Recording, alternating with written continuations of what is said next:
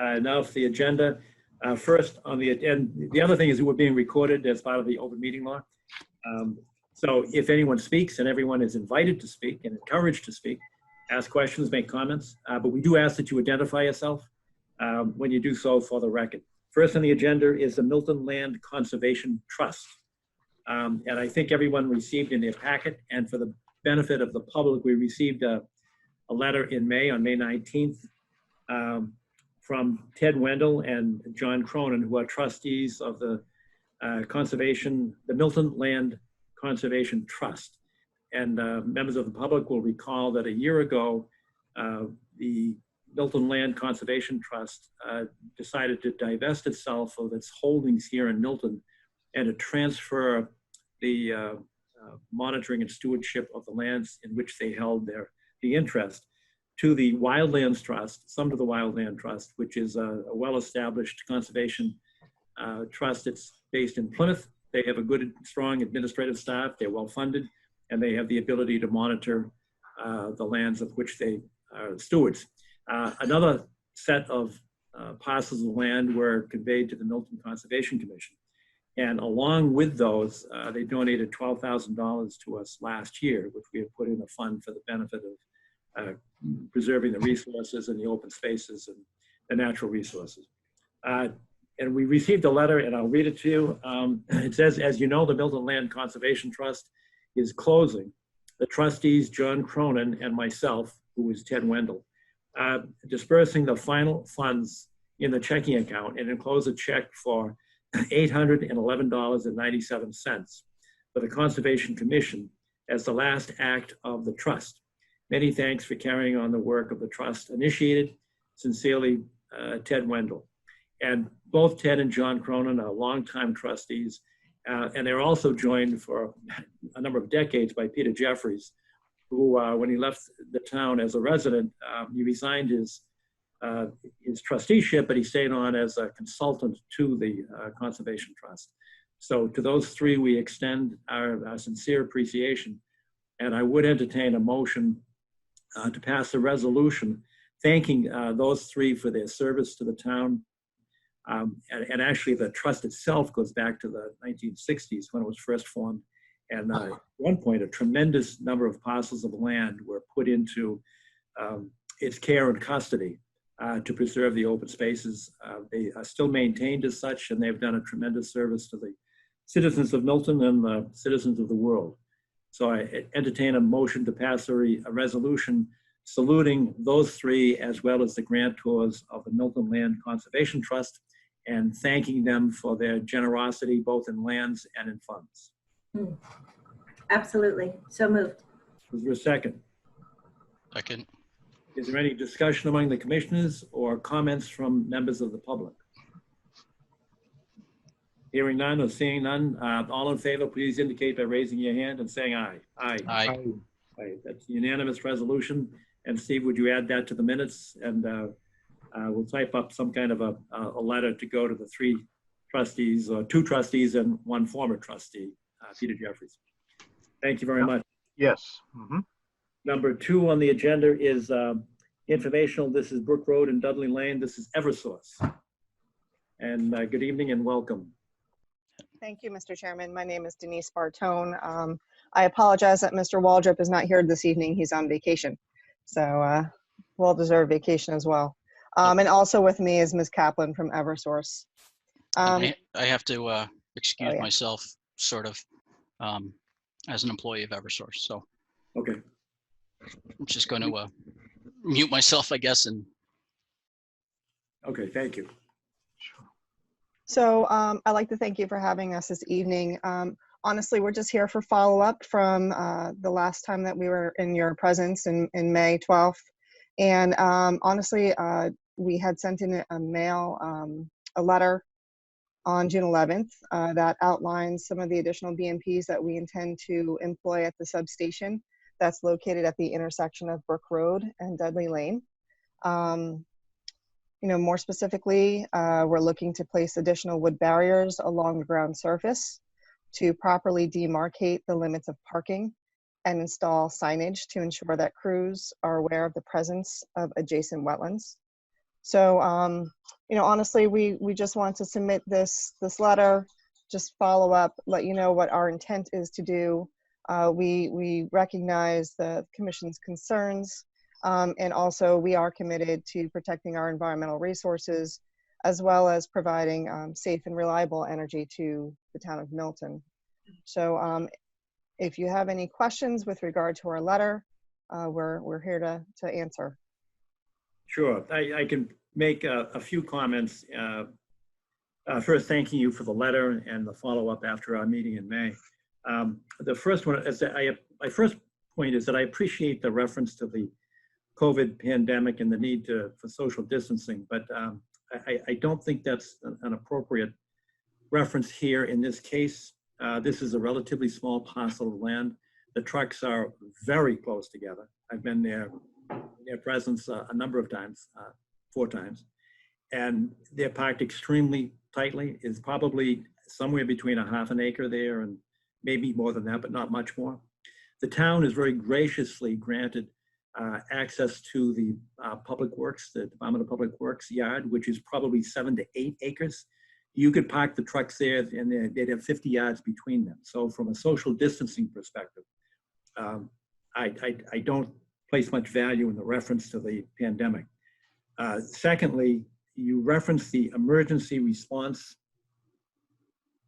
And I think we discussed that in May, and I think the consensus among the members of the commission was that we understand completely if there's an emergency, then, you know, in order to preserve and protect the power source, and then we would understand that. But you're asking here for a permanent, you make reference to emergency, but you're asking for a permanent permission to place them there. And then go on to, my third point is, no, let me go back to the emergency component.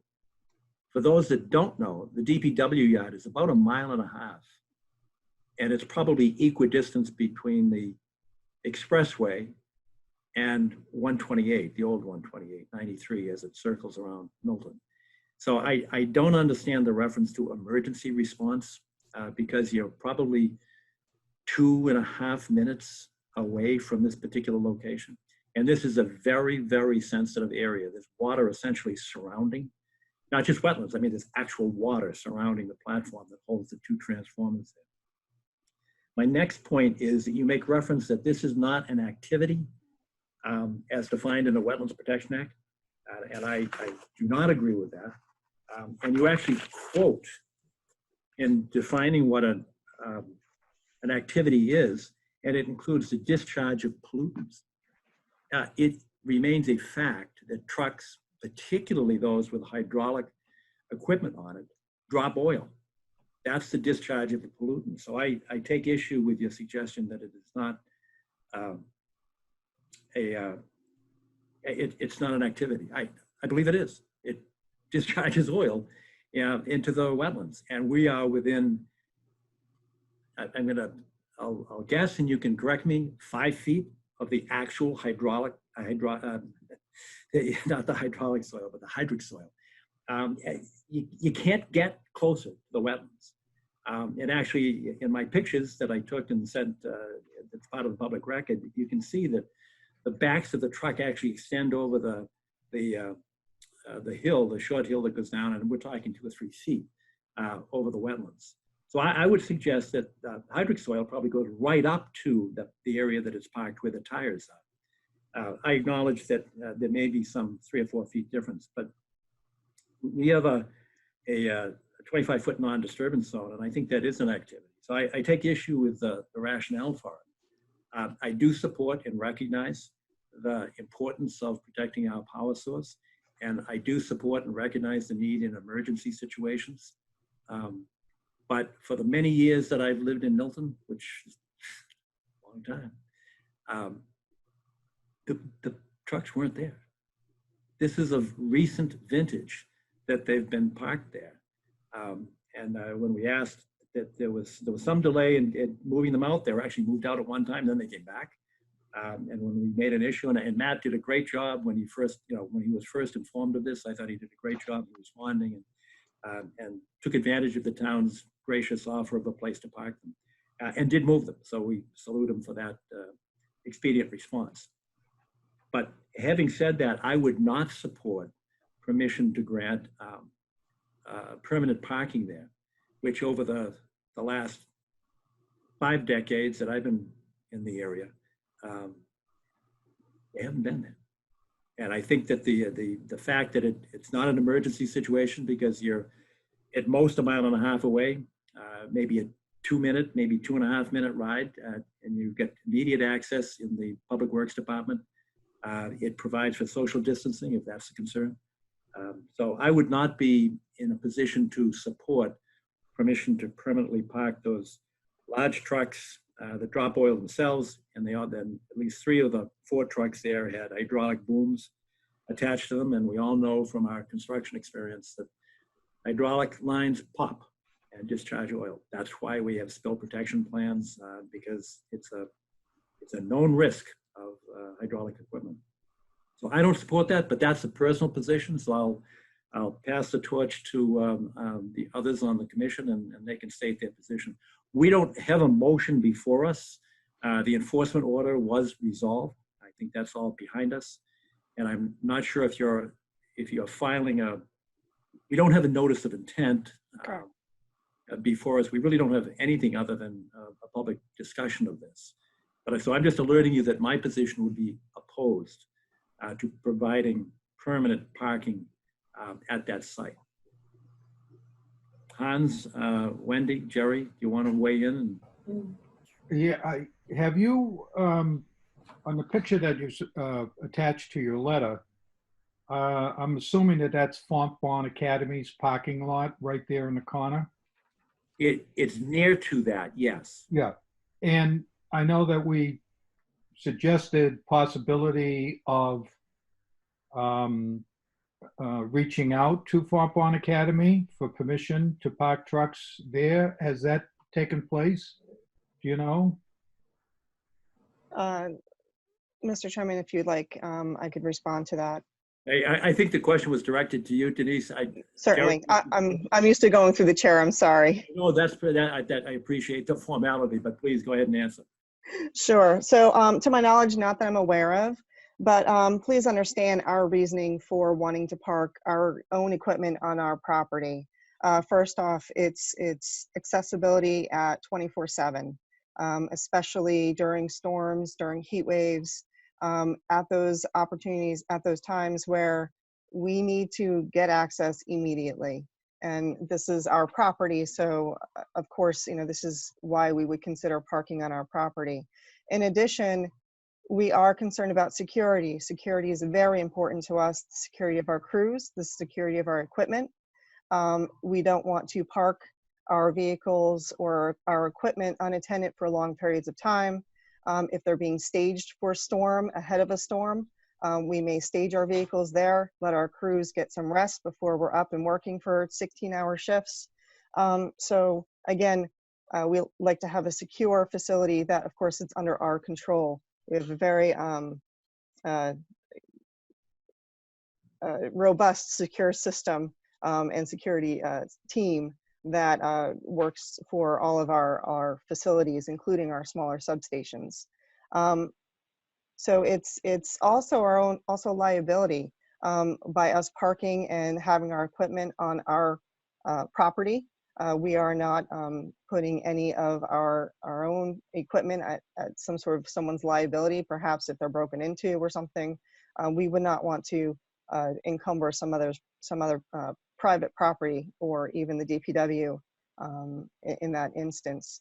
We did speak to the town administrator and the DPW director, and they completely understood our need for access and our safety and security concerns, as well as how we can possibly come to a resolution with the commission, completely understanding that the need to protect those wetlands that are adjacent, surrounding our substation. That's, it's a paved parking area. And what we're providing is more of a visual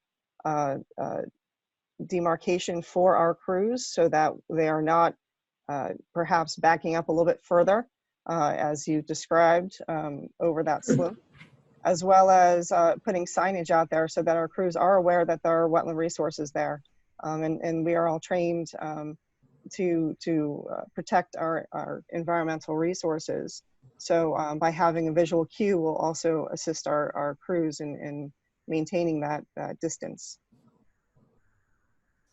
I should mention one other thing, Denise, and that is we have I sometimes use the term boilerplate, and I shouldn't. It's a standard condition when we issue an order of conditions, and that is that the applicant or the contractor for the applicant cannot park overnight within our buffer zone, and they cannot refuel within our buffer zone.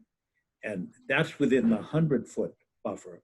And we also have a 25-foot zone. I don't think you could move those trucks 25 feet away in any direction to get them 25 feet away from the wetlands. It's too small. Jerry, I don't know, that's near your house, Jerry Burke. I don't know if you're familiar with the area or if you've been in that area. I am. I've walked by it. I've never gone down in there. It is a tight area. I know that that Fontbonne Academy has no gates. It's not locked. I just thought it was worth viewing. You did make a good point about liability, but that's something you can work out with the owner of the property. It is a secure location, and it's 25 feet away. And like I said, there's access to Fontbonne Academy. There are no gates at either end on Adams Street or on Center. But yeah, you made some points, but I guess I thought that there was going to be someone reaching out to either them or the on the corner of Adams and Squantum Street. There's another business with a large parking area. Again, that's fairly secure and no gates or anything. Right? Even the town has a gate, so that poses a little bit of a challenge if you go to the DPW. But I just thought I'd throw it out there. But. And Mr. Chairman, I want to bring up, I know that you had mentioned some points about COVID. Mr. Waldrop, I know, brought that up at the last meeting. He is being very honest in an effort to maintain distance between our crews. So we have a supervisor and bucket trucks. Typically, we have 2 people in a crew in a bucket truck. And under these circumstances, we had to separate them. So we have a single crew person in a bucket truck. So thus the number of bucket trucks necessary. We've taken this pandemic very seriously, and in all honesty, our linemen and our supervisors are basically well protected by our own company as far as screening and making sure that our employees are protected against any potential exposure to COVID, to the point where half of our own staff are working remotely, and we're not even permitted to go onto our sites. So, it's in an effort to, again, utilize our properties as necessary for our crew's safety. And again, we also have numerous heat waves, and we're coming upon storm season as well. So our need to use our substation Lost her a bit. There you are. We lost you for a moment. Oh, I'm sorry. I'm sorry. I'm not quite sure where I dropped off, but really just trying to explain how our company has been very protective of our employees during the pandemic, as well as with storm season and the heat waves that we are getting. We've had numerous already that we've had extra crews on. It's not maybe as obvious, I think, to civilians to kind of see what's going on and why we may need crews stationed there at our substations throughout the system. I appreciate the distancing, and those are admirable policies to try to keep your workers apart. But I don't think that's got anything to do with where you park your trucks. And in this particular area, I don't know if you've been there, but I live very close to it. And you couldn't get those trucks any closer. You could No. literally touch. They can't get any closer. They're 2 feet apart. Whereas at the public works yard, you can park them anywhere you want. You could have a football field in between them. No, I hear you. I guess another thing too is that all of our trucks do have spill kits and protocol for parking their vehicles. So I think that's another, I know that you had mentioned how you do not allow construction equipment to be kept overnight in wetland buffer zones. And again, we have spill kits on all of our equipment, and they are also trained as far as any environmental procedures in case there is a leak. So again, we feel that we are addressing those concerns for any potential of any drips of oil that may occur onto the paved surface of the parking area. Thank you. I hope you understand that we're not talking about emergency staging. I think we all understand and appreciate that. We're not objecting to that. At least I'm not. Wendy, did you have anything that you wanted to say or ask? I just wanted to say thank you, Denise, for presenting your concerns, and I think we all hear them and appreciate them, but I do agree wholeheartedly with what you have said, John, and I also am not inclined to vote in favor of the proposal. Okay, and the only other member on tonight has recused himself. We don't, and Denise, we don't have anything before us formally. Right. So this is just sort of a public discussion, and you're certainly free to file an application, a notice of intent. I suppose you could file an RDA, but I'm not sure it would be much of a difference between an RDA and a notice of intent.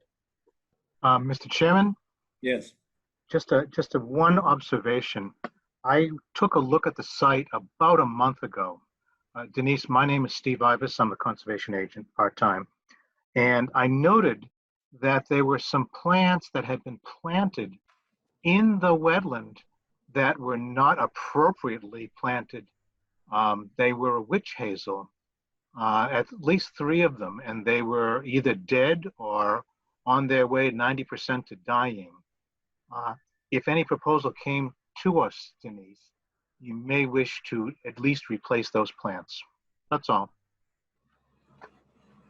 Okay. Witch hazels don't belong in a wetland, unless they're on a. I thought they were aren't they fact wet? No, they're not. What are they?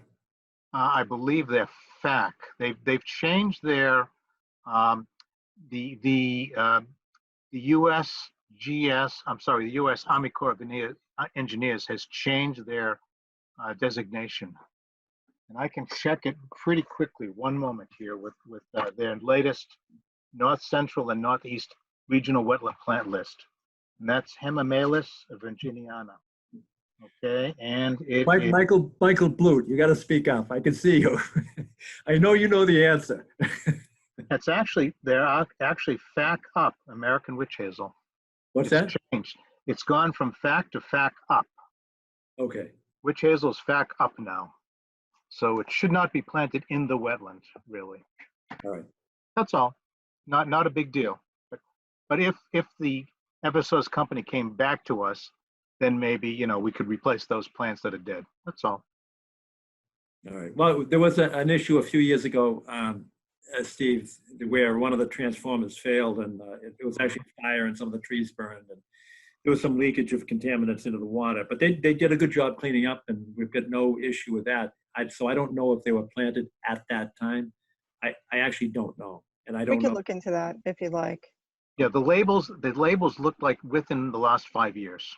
Right. That would be within the same time frame. Just an observation. All right.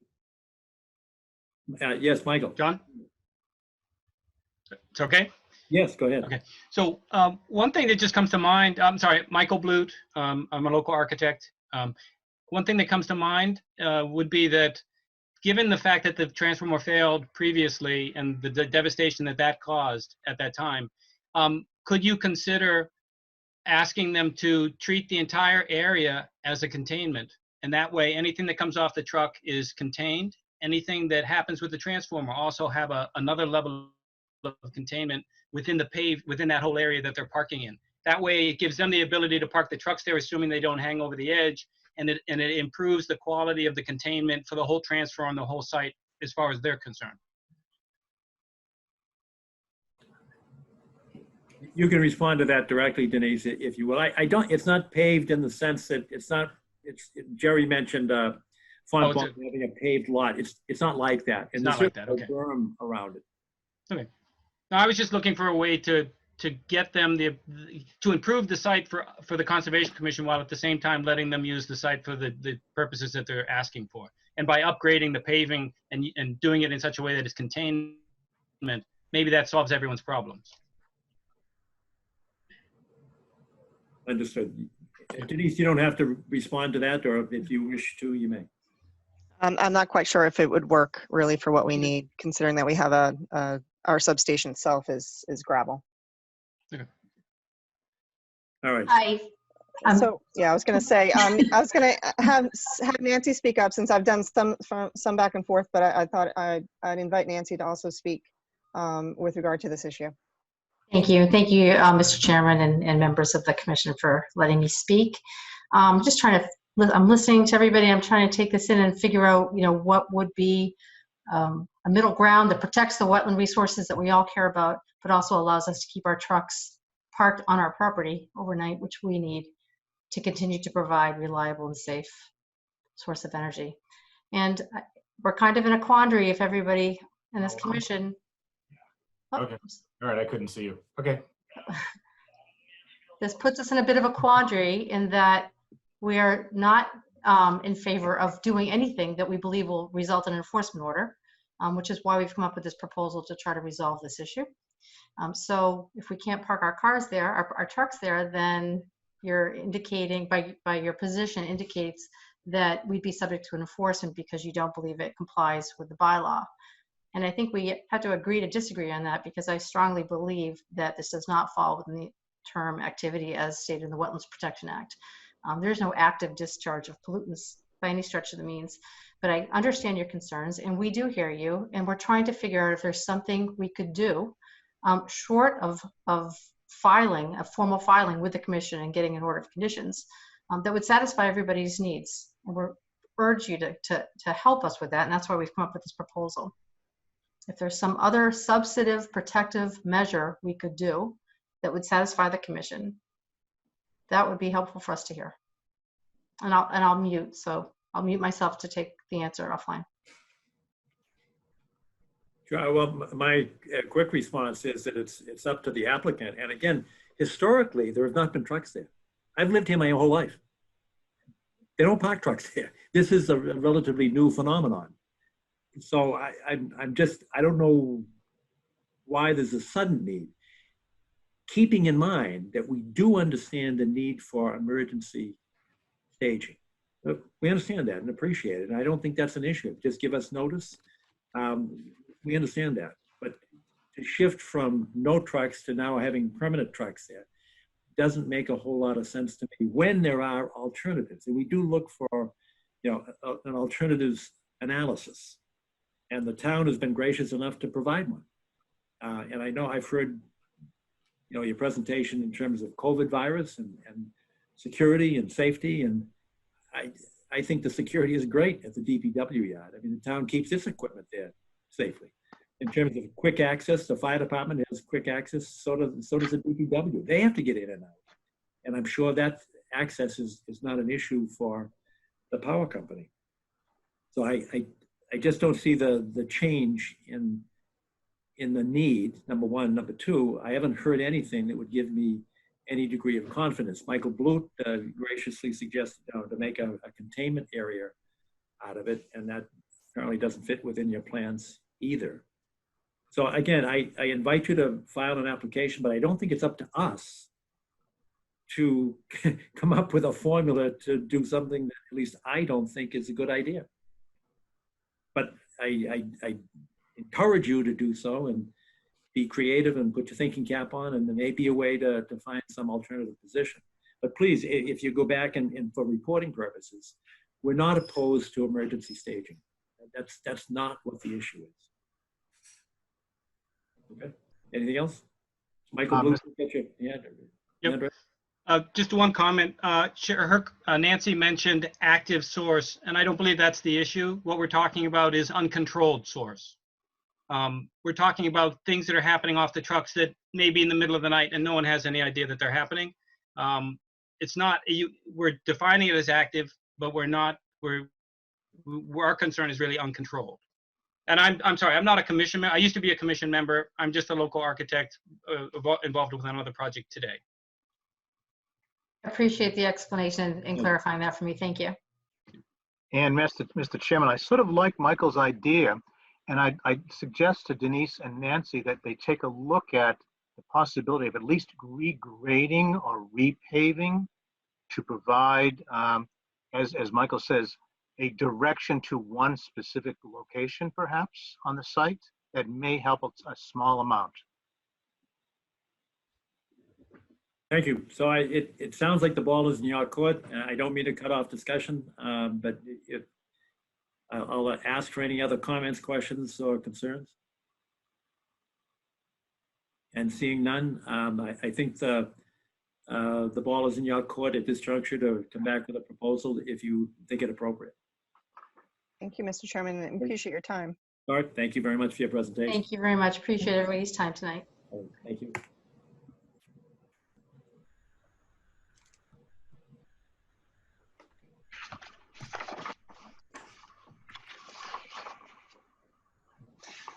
Next on the agenda, if I could find my agenda.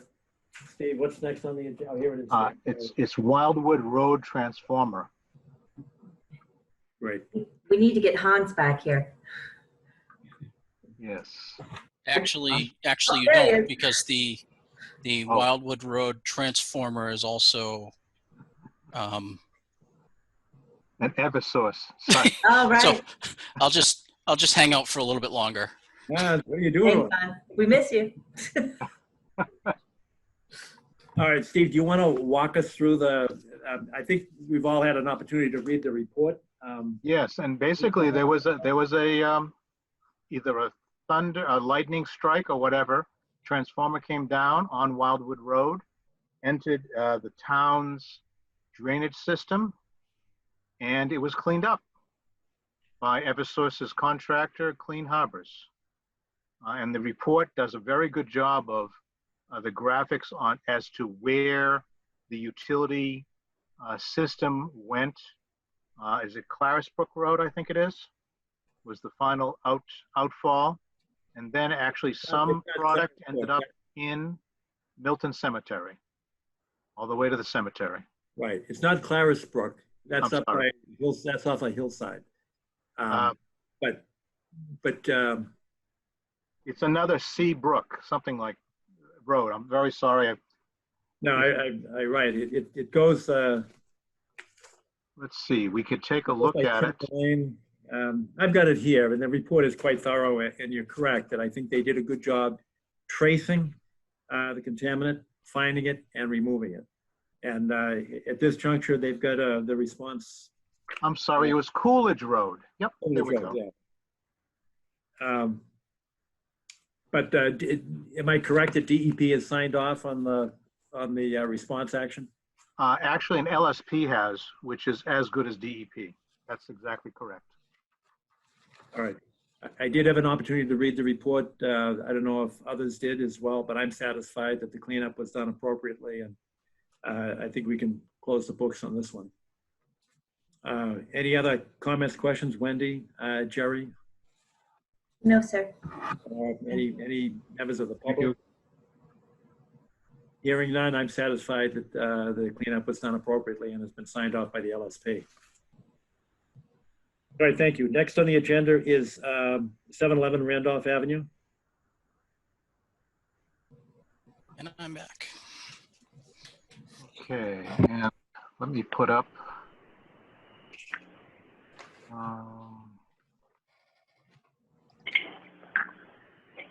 Let's see. Would you like, John, would you like the site plans? Yeah, just to get people oriented, we're talking about the 40B project off of Randolph Avenue. We refer to it as 711 generally because that's the area where the access road is going into that, 8 to 10 acre property. Can people see that? No, Steve. I don't see anything. Okay. Michael, can you allow me to share screen?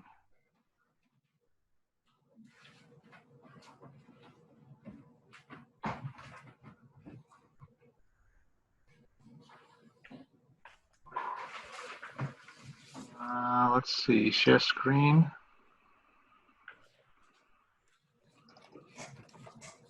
Let's try this. There we go. Is that better? Yes. Well, we see your desktop. Okay. There we go. There's a good point at which to talk about things. We're just looking at an index, Steve. We don't see any kind of a plan. Oh, you don't? No, you may have to click on it again.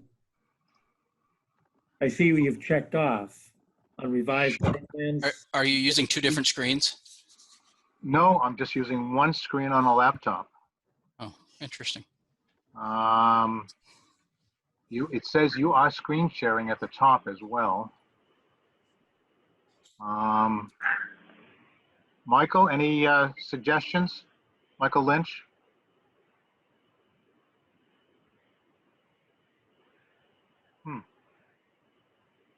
Try to hit the share button again. Invite people, no. How do you want to share your, invite people? No, I just want to share it, generally. I've got a suggestion, Steve. Okay, If you go down to the bottom bar, this is a PDF document, so you should go to the PDF icon, and that should show you which documents are open. And if you click on the file that you just opened from that list, there may only be one, you'll share your screen that way. I just did that again. I went down to, Adobe Acrobat. Yep. And it did that, Bob. Okay, that's solved the problem for me. I'm out of ideas, sorry. Okay.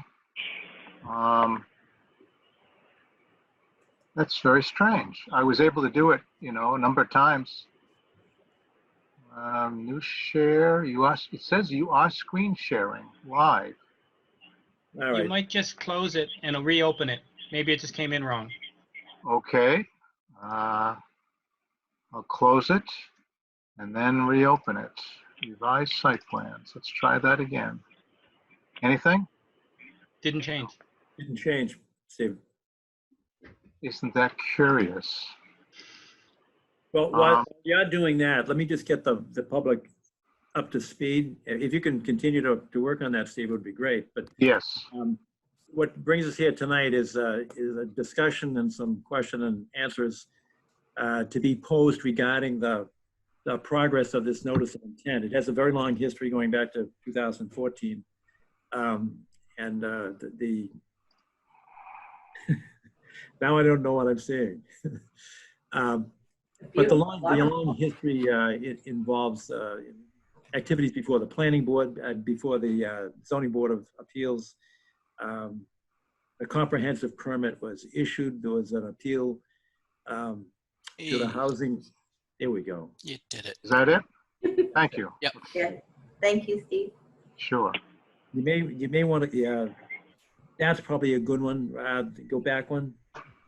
Yep. There we go. Yeah, okay. That's probably a good baseline for us. And the current posture is that the Housing Appeals Committee, after an administrative hearing / trial, made a decision and issued the comprehensive permit for a larger project than the town had permitted. and then the town and one abutter took an appeal, which is currently pending in the Superior Court. And I don't know, Paul Holland, you can probably help me out if there's any estimate as to when anybody hopes to get a ruling out of the Superior Court. But in any event, we are now processing the notice of intent filed under the Wetlands Protection Act.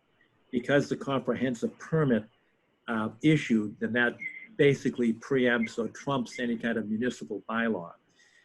Going way back to 2014, the applicant had actually filed simultaneously before the ZBA and the Conservation Commission. And we denied the permit under the bylaw, which was at that time still extant, but it became moot after the comprehensive permit was issued. We had deferred our ruling on the Wetlands Protection Act until the comprehensive permit was resolved. And then we're now back in action, and we're now considering this, even though the appeal part of it is still pending. Over the last 6+ months, we've looked at a number of revised plans. And in January, our consultant, CEI, had issued questions and comments. Ellen Burke, on behalf of the applicant in April, had issued some responses and suggestions and some revisions. And we're now trying to get the commission to take a look at those two positions, one by CEI, which is a consultant to the Conservation Commission, and the other from DeSell and Burke and their and I think in order to move the process along, we wanted to do this in a public setting so the public could participate in the question and answer series. And at this juncture, we do have a number, the members of the commission do have a number of questions that I think folks can pose individually and state their concerns. And I can start, and I guess I should make a couple of comments with respect to some information that we received from the applicant. One of them was a suggestion that, well, let me back up. I've got two issues that I've expressed over the last 6 years. One is a hydrology study that I think is appropriate and necessary and was requested from the applicant in 2014 on the record before the comprehensive permit ever issued. And we have been consistent in requesting at each public meeting that that hydrological study be done. There's a suggestion from the applicant that somehow that issue was rendered moot. And there's a suggestion in the Housing Appeals Committee that the Planning Board or the ZBA was not entitled to ask for a second hydrological study. And our position is very clearly that the Housing Appeals Committee cannot trump the Wetlands Protection Act. And under the Act, we are, our mandate and our charter is to implement the rules and regulations of the Wetlands Protection Act, and the Conservation Commission is entitled to ask for a hydrology study, which is consistent going back to 2014 with what we've asked. So that's an issue that we will persist in pursuing. The second issue for me is the constructability of the access road. And constructability is actually, it's a term of art, and that is whether or not the construction plan is actually doable. And we've got an issue that's been presented at public meetings repeatedly, and that is whether or not the excavation can be done up to the limit of work, because the limit of work defines an amount of disturbance that is under the 5,000 square feet. And it's certainly been my position from the beginning that I don't think this can be done, because we're dealing with hydric soils. We're going down out, I don't know how many feet. I'm going to ask the applicant for a discussion to address the issue of how deep do you have to excavate, not only to put in the bridge abutments, but also how deep do you have to go to put the sewer line in? My concern is if you're dealing in a wetland, and folks, this is not a buffer zone. We're right in the middle of the wetlands, and this is wet. There's a lot of water there. I've got concerns about the dewatering plan, how you can excavate to 10 feet to put a sewer line in there, not have the sides of the trench collapse. Put the abutment in, you're right at the limit of work.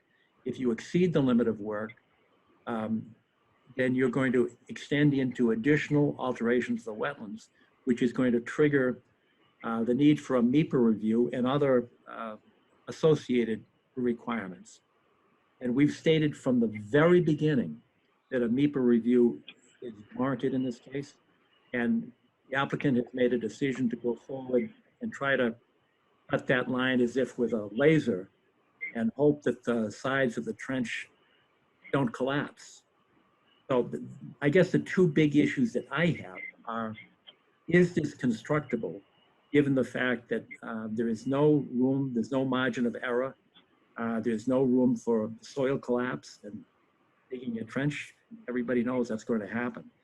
And we don't want to impose additional delays if you're within the middle of construction. And you suddenly, the trench collapses and now you're beyond your 5,000 square feet, and now you have to go to MEPA. That's going to be a delay. And I personally have suggested, going back a year at least, said that why not get the MEPA review now instead of going to the very end and doing something that I don't think is constructible. Now, I appreciate, for the public's benefit, the contractor or I guess the engineer on behalf of the contractor says it can be done. I consider that to be argument by assertion. And we need to have some engineering principle that can tell us with some degree of confidence that you can dig a trench along a straight line and not have hydric soil collapse, extending that limit of work further into the wetlands. So that's the big question for me. And I go back to my original point that goes back to 2014. I still want a hydrological study, and it has not been waived. The Housing and Appeals Committee has nothing to do with the Conservation Commission. The ZBA doesn't. And I note in some of the most recent literature that somehow somebody thinks that back in 2014 and 15, that the Conservation Commission had retained ditch engineering. That is not true. I've been on the commission since 1993. We've never retained ditch engineering. We did see some of their findings that were done at the behest of the Zoning Board of Appeals, but the Conservation Commission never retained as a consultant or peer review of anything. We have certainly had the benefit of reading their materials. That is not our consultant and never was. So having said that, my big issues, and I'd like our consultants to respond to my two questions. Number one, is a hydrological study appropriate in order to determine whether or not there are alternatives to the culvert design? And as an alternative means using a pier-supported concrete plank to allow the water free flow beneath the road.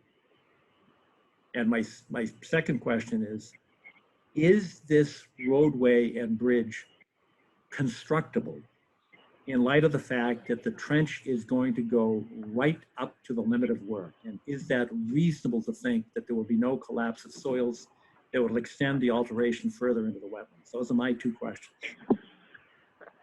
And I'd ask the CEI representatives to respond to those.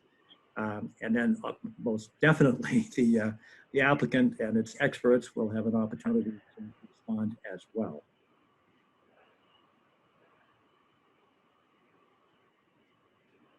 Steve, who is Steve? Yes. Who is on for CEI? Bob Hartzell is here. I believe Matt. And Matt. Yep. Yeah, Steve, can you hear me? It's Matt. I can hear you. Yes, thank you. Matt Lundstedt for Comprehensive Environmental. I think, Bob, if I'm not incorrect, those sound like two questions for me. Do you have anything?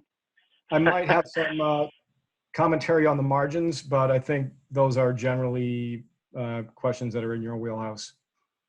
Right. So I guess to your first question about a hydrological study, I think one of our comments was about stepping back and saying in order to potentially minimize the impact to the wetland, had enough alternatives been looked at. And if one of those alternatives was a pier-supported bridge, there would need to be, I'm not sure it's a full hydrological study, but there would need to be some additional geotechnical, and it may tie in some groundwater study, some work done to determine what the foundations for those piers would look like.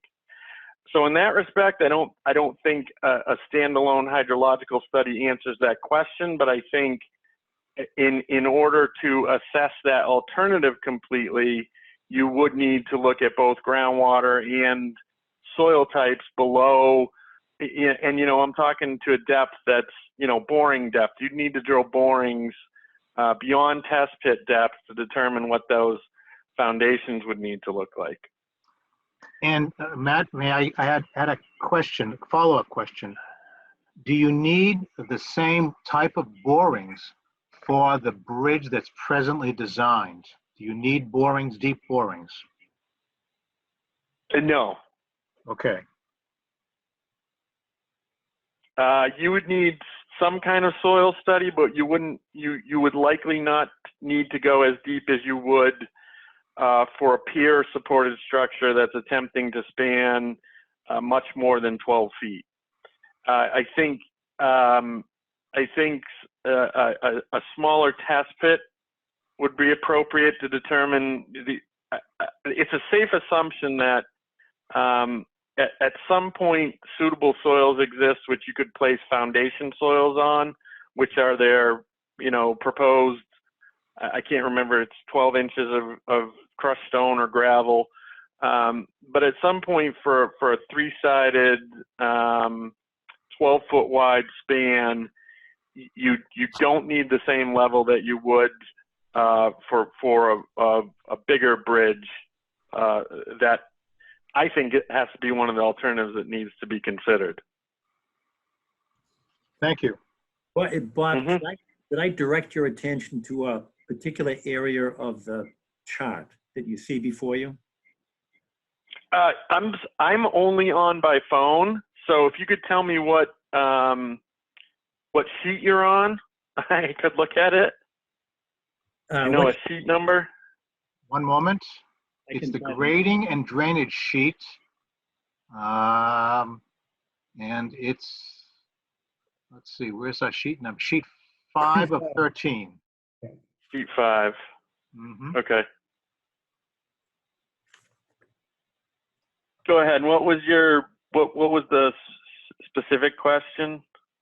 I'm looking for the direction. It looks like it's on the north side, so it would be the lower right side of this diagram. And you see the house, I think the number is 675. 75, yes. That's the one right there. Now, Wendy, yeah, beautiful. Keep going. Okay, you moved that. Thanks, Steve, for moving that. So it's now 669. 660. 669. Right. It's the one that's the one. It abuts the DPW. Mm-hmm. We've had in recent past notice of intent there to rehab the back of the house because of flooding, significant flooding in the area, right where the hand is that Steve has placed. Historically, we've had a number of permits in this area, and we've had neighborhood anecdotal recitations of the history of flooding. We've had photographs. We actually had a photograph of a canoe in that area. That water flows, I believe, in a southerly direction from right to left towards the road, towards the new roadway and the bridge abutment. I'm interested in whether or not putting in like a solid road there with a culvert is going to create a mounding effect and push water back or hold water back that would impact on 669, 675, and 681. That corner is very, very wet there. And that's why I was looking for the study to see whether or not if the roadway, other than the, well, including the culvert, but other than the culvert opening, would actually push water back in the direction that there's already a problem. I guess without them specifically providing calculations for that flow, I don't believe,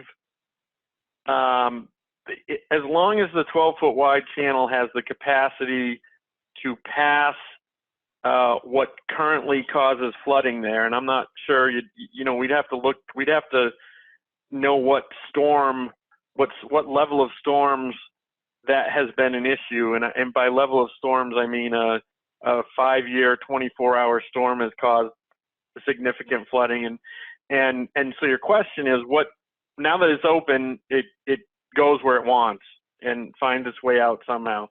With the embankment associated with the road as they're proposing and just a 12-foot wide open channel, does that exacerbate any flooding at those locations? That's a valid question. I'm not sure the amount of information they've currently provided answers that. And so but it's certainly something they should. Just real quick, there is, we do know the date when the abutter came in about the work they were doing in that filing. So, I mean, within 6 months of that, we would have the applicant could look at the storm data around that time to see what is what caused the flooding during that time span. Absolutely. And there could be there is a study that can be done to, if you're worried about this embankment cutting off enough subsurface flow, that there may be a higher groundwater level or level of water in the wetland before that storm comes. That's certainly something that could be considered both pre and post, because that embankment is going to essentially, not allow groundwater to move from the north to the south as it does now through the wetland soils. So yeah, that type of study could yield, by comparison, a pre and post, much like the pre and post they've had to do to analyze their runoff and how they handle their stormwater. That type of study would yield that answer.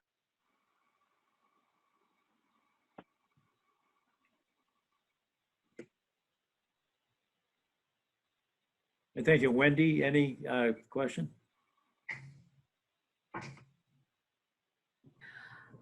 No, other than my primary concern has already been addressed by your two main concerns, John, and I have also been very very concerned about the feasibility of the crossing as it's being proposed, and to be honest, I feel like the question still remains based on the work that CEI has done, as well as the response to CEI's report from the applicant. So it's still a big question in my mind. So to the constructability, this is Matt again from CEI, to the constructability issue, we raised that question in our review letter. There's some, I believe one of the, and just to back up a step, we have not at this point reviewed their response to comments to analyze whether they've adequately addressed that concern, but there will need to be a structural cut to install both this embankment and the three-sided box culvert, that without erosion control barrier just sitting on whatever surface of the wetland on either side, I am seriously questioning whether that cut will hold up. Lacking some sort of either sheet piling or some sort of, lagging timber piling to maintain that vertical face and work on the inside of that. It's very tight, as I think some of our comments in our review letter have stated. And I apologize, my understanding was we haven't received direction to look at their letter yet and provide written responses. The commission wanted to wait until they read both letters and asked us questions. And that's the purpose of doing this in a public setting. Right. I invited Wendy for any questions, and Hans, you may have questions that, well, Wendy, I didn't mean to cut you off. Did you have any other? No, you didn't. You did not. It's just that now we've had two consultant reports that have questioned the viability of that culvert going in as We proposed. have one. What was that, Hans? I'm sorry, we have one consultant report. What- The other board had received another report, just to clarify. I was referring to the Horsley and Witten report that their engineers had done. It was, I believe that that was submitted by the neighbors some time ago. But anyway, those questions are still out there for me. John, both Hans and I have written down some detailed questions, which I would not want to go through tonight because it's 4 pages of questions for CEI. I'd like to transmit them with your approval, both of those documents, to CEI as well as the applicant, probably tomorrow morning. But that's fine as long as it's made part of the public record, so that Yes. citizens Yes. have an opportunity to see the questions. Mm-hmm. Can you give us a short version of the topic? Well, the short version of the topic is, I think there may be some sequencing issues on how do you build a water line after you put the culvert in, for example. There's other issues regarding the slope of the hillside and how they're going to prevent all the soil from running down the hillside if there's a cloud burst and the hillside has been tree felled, stumped, and everything taken off. I have questions regarding the location of the wetland replication sites. I don't believe that those locations are the best area for them. And the reason being, they are the only buffer that is protecting the wetland from the impact, the direct impact of the developed area. They could very simply go to the north and west. There are some other wetlands, and I will show you on the plan here. Yeah, it would be great if you could. Yep, there are other wetlands right here and right here. That could be added to. This is all upland in here and in here. And it's actually easy to get there because you could come right through the DPW yard to this spot. So I really question putting the wetland replication right there. Those are the main points, perhaps, of the 4 pages of details that I have.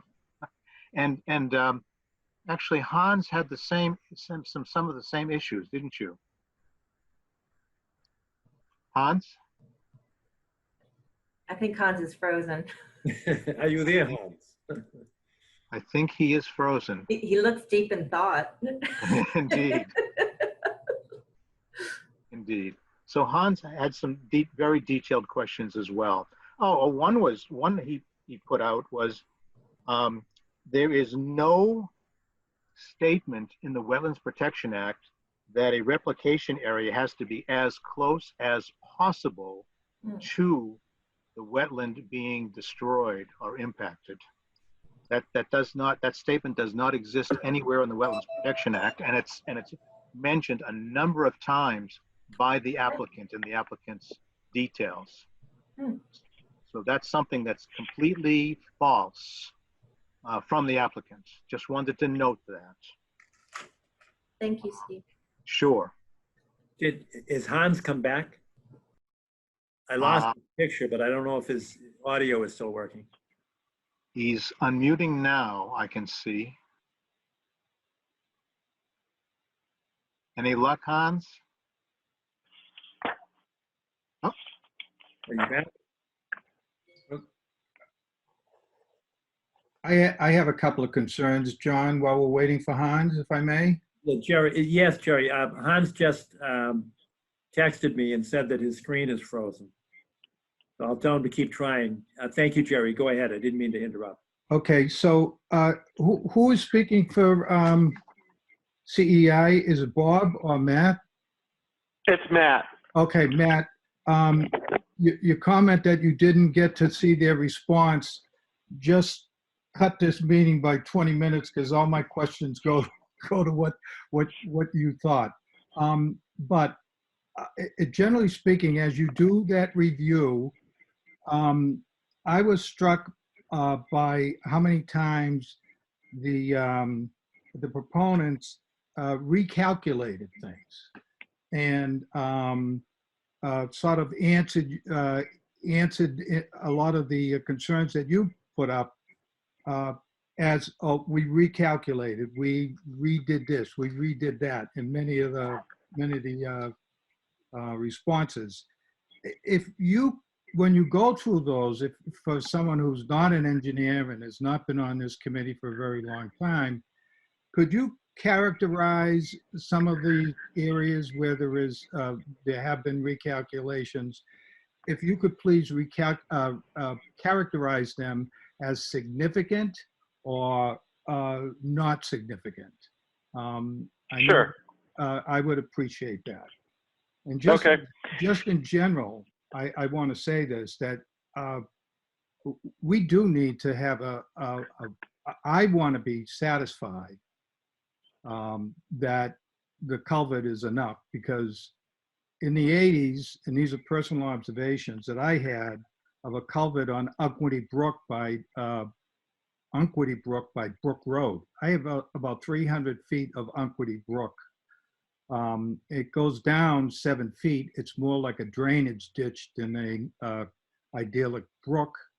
But in the 80s, mid to the late 80s, Larry DeSalle told me that it was a 100-year flood.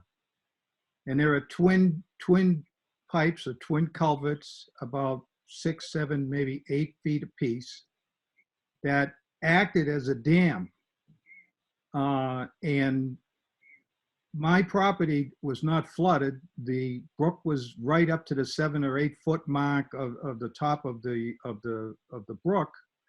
But there were a similar situation as we have along here on Randolph Ave, where 1, 2, 3, 4, 5, 6, 7, maybe 8 houses all along Brook Road were flooded. That the culvert itself was inadequate for that situation, and it was not clogged up. There were no maintenance problems or anything, but the culvert acted as a dam.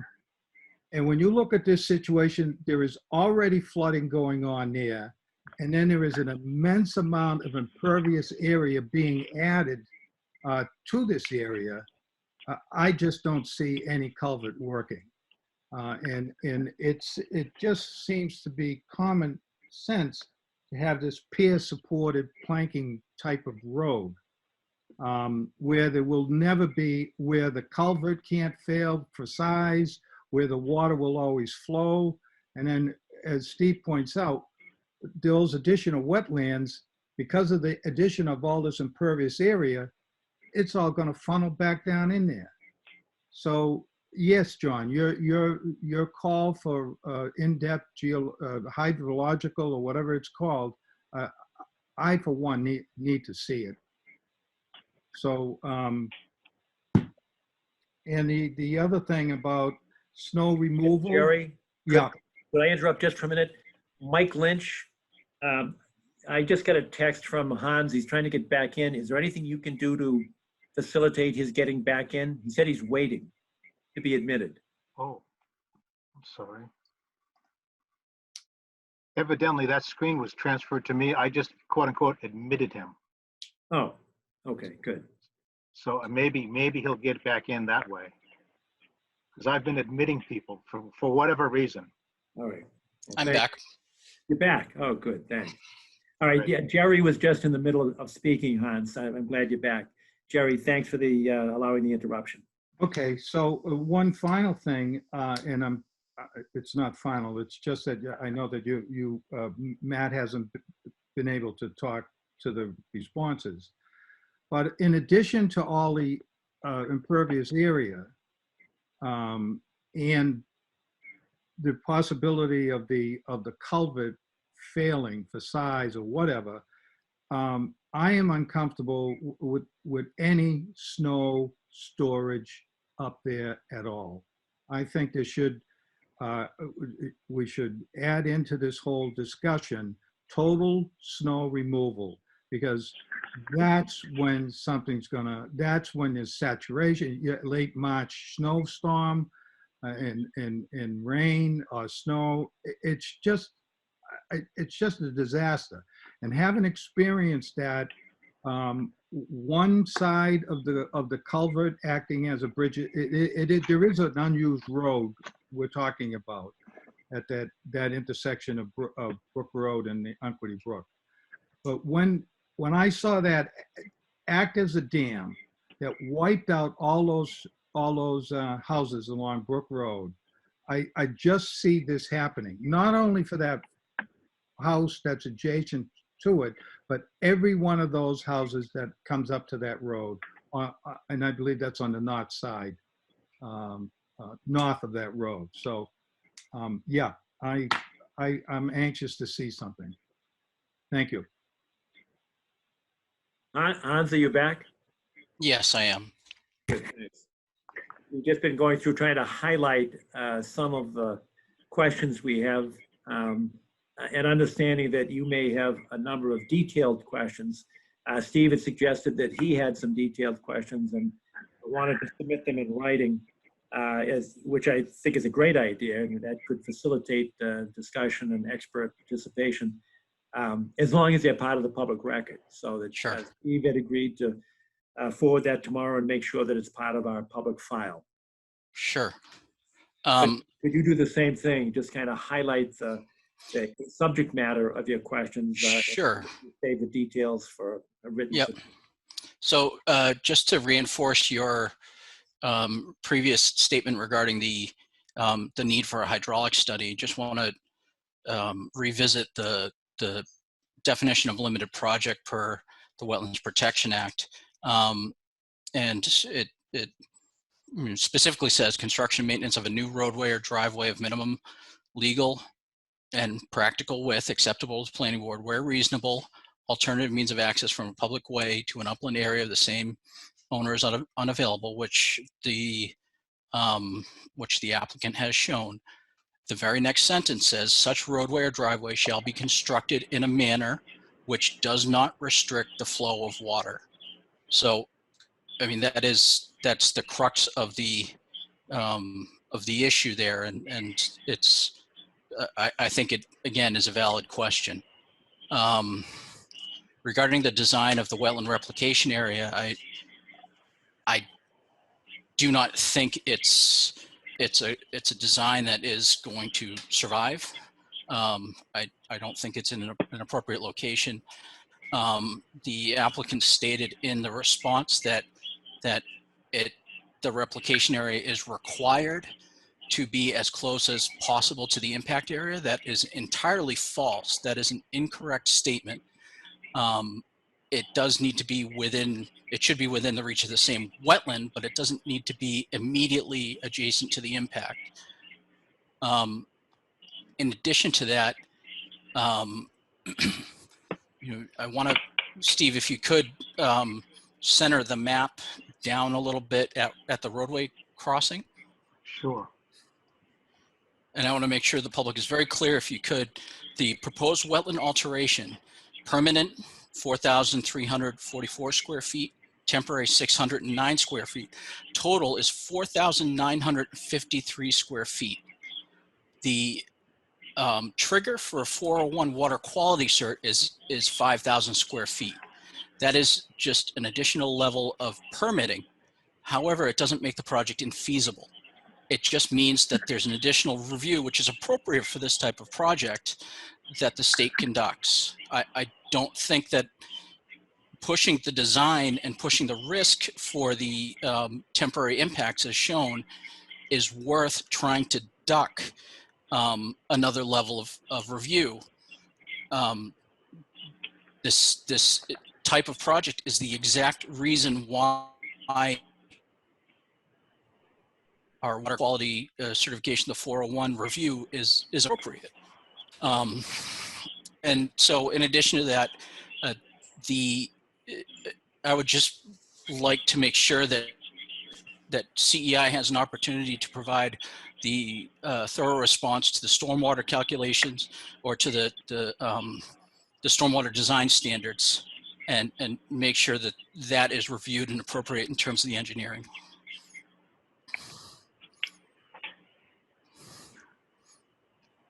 All right, I know those are high points. Do you have those in written form that either reflect what you just said or perhaps even in more detail? Yeah, I do. All right, could you submit those then to Kathy Bowen so it's part of the public record? Of course. And then submit those to CEI so that Yep. we can ask them to respond to those questions, but also make sure that everyone has access to it, free and unfettered access to those questions. So John, there's a step we haven't taken yet, and that step is to ask CEI to review the applicant's response to CEI's comments, the first set. The commission has not asked CEI to do that, as Matt stated earlier. All right, well, that, I think we need to respond right away, and yes, I mean, I'm fully in favor of that. I thought it had already been submitted to them. It's been submitted, but we haven't asked them to do it. Oh, all right, well. And they need to be directed to do that. That's an important step for the commission. And you may wish to take a vote on that. Is there a motion to ask CEI to respond to the applicant's response? So moved. Second. Any discussion? All in favor? Say aye and raise your hand. Can't see all the hands, but I think that's unanimous. Hans, I can't see you. Did you, how did you? I did raise my hand. All right, okay, that's unanimous. Great. Thank you all. All right. Now, I'm just taking sort of a general list of questions, keeping in mind that there'll be more specific ones going to CEI. But at this juncture, we've got the hydrology study, the constructability or feasibility of the roadway, the wetlands replication location, the recalculation of, I guess, the stormwater discharge that the applicant has gone through, snow storage, I guess the limited project definition in terms of the restriction on the flow of water, that might fall within the hydrology number. I'm just trying to get the big topics. The 401 water quality review, those are the ones that I've got as kind of the high points, and I'd like to give an opportunity to the applicant or the applicant's experts to respond if they feel comfortable in doing that at this juncture. John, this is Brian Levy. Can you hear me? Yes, sir, I can. Okay, thank you very much. Before I ask our experts to address some of the substantive issues that have been raised here, as you know from the letter we submitted to the board a couple weeks ago, we have some serious reservations with the process that's being followed here. It's been about, we're heading into year 2 of the review of this NOI, and tonight is the first night we've had a substantive discussion with your expert peer review company. And to learn tonight that the response to comments which my client submitted about 60 days ago, which consisted of a 25-page memorandum response to comments, to CEI's comments, plus exhibits A, B, C, D, E, F, G, and H, with an incredible amount of detailed information to try to dot every I and cross every T that CEI sent to us, to sit here tonight and to learn that they have not yet even reviewed that document really casts a huge cloud over the value of tonight's proceeding. It's very hard to move forward when people aren't reviewing documents so that we can all be at the same place and have the same conversation at the same time. So what we've heard tonight is you've now, after the submission of the response to comments 60 days ago, you've now taken a vote to allow your consultant to respond to those comments. An action which is, in my experience, unprecedented. Mr. Levy? The problem is we need to understand, before my consultants respond to the substantive comments, we need to understand how this can go forward. Your engineer is going to be receiving a series of questions on things that may already have been answered. And we're going to go round and round and round. We have no order to moving forward. We have a series of questions, the answers to which may already have been provided. So what I would like to suggest, Mr. Chairman, is that we have CEI respond to our comments, respond to all your questions in 2 weeks, post that on your website, make it publicly available, so that when we come back a month from now, we're at the same place. We have all of CEI's materials on all of your questions and on our comments, so that we can move forward together. Your rules, your regulations, the way you operate calls for submissions 2 weeks ahead of time. And we should have CEI's, all of their responses to all your questions and responses to our comments within 2 weeks, so that when we come here next time, we can be talking about the same thing at the same time. So I would ask you, Mr. Chairman, if that is an acceptable way to proceed. Well, my quick response is it depends on the number of questions that are submitted as to how fast that they can do it. If you're asking for a good faith effort to expedite and facilitate the process, then you have 100% support for that proposal. But I can't prejudge the questions that are specific coming from Steve Ivas and from Hans van Lingeren. What I can say is that these issues that I just kind of highlighted, the 6 or 7 of those that I highlighted, have been discussed since 2014. So those aren't new issues. A hydrology study I asked for 6 years ago and have yet to receive it. With respect to the constructability, I know for the last 2 years, we've certainly been talking about the constructability of it. And also, I recognize that CEI has not been asked to respond, but I think they did review what you have. I can ask Matt or Bob as to their response to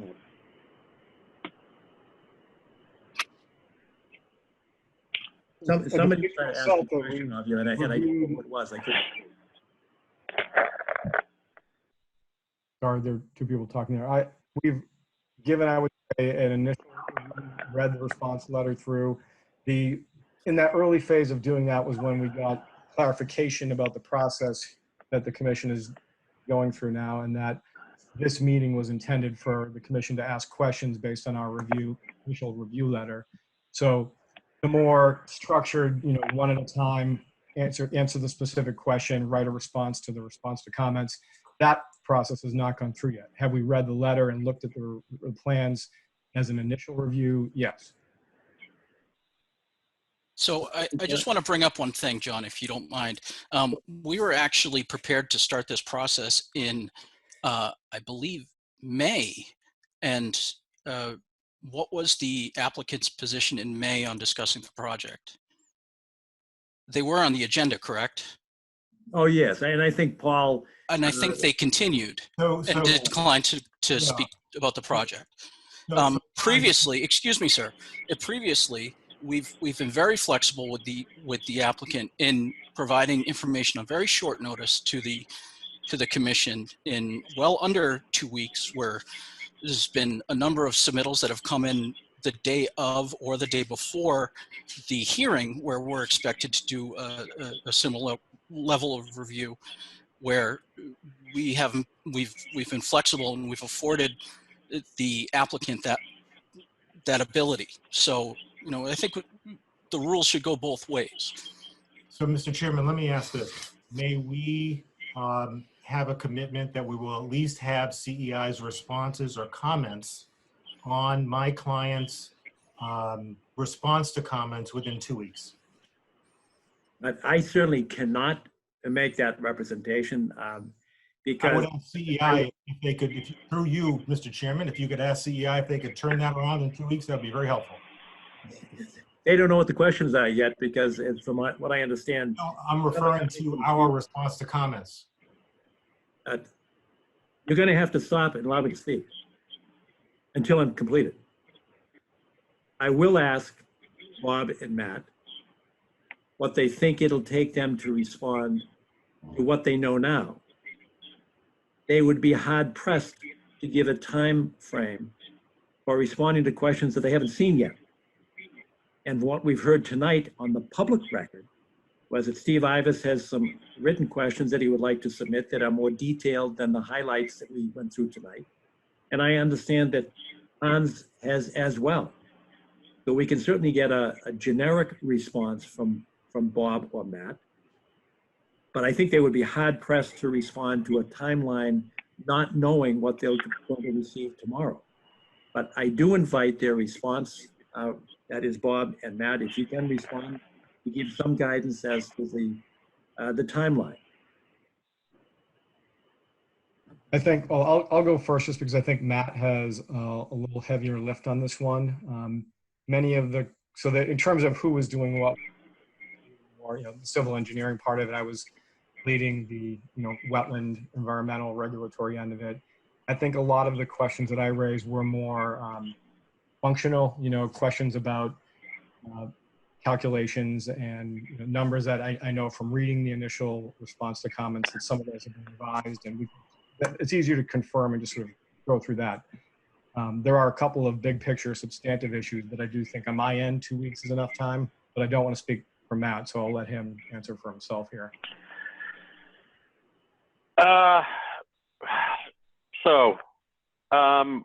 Exactly 2 weeks from today, I'm on vacation for that week. We can certainly endeavor over the next few days, and next week's also a short week, to get those together.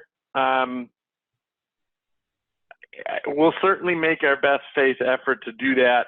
And to clarify, just to, at this point, response to comments, in terms of the other questions which come up, like you said, until we see them and discuss internally, I'm not sure we'd have those.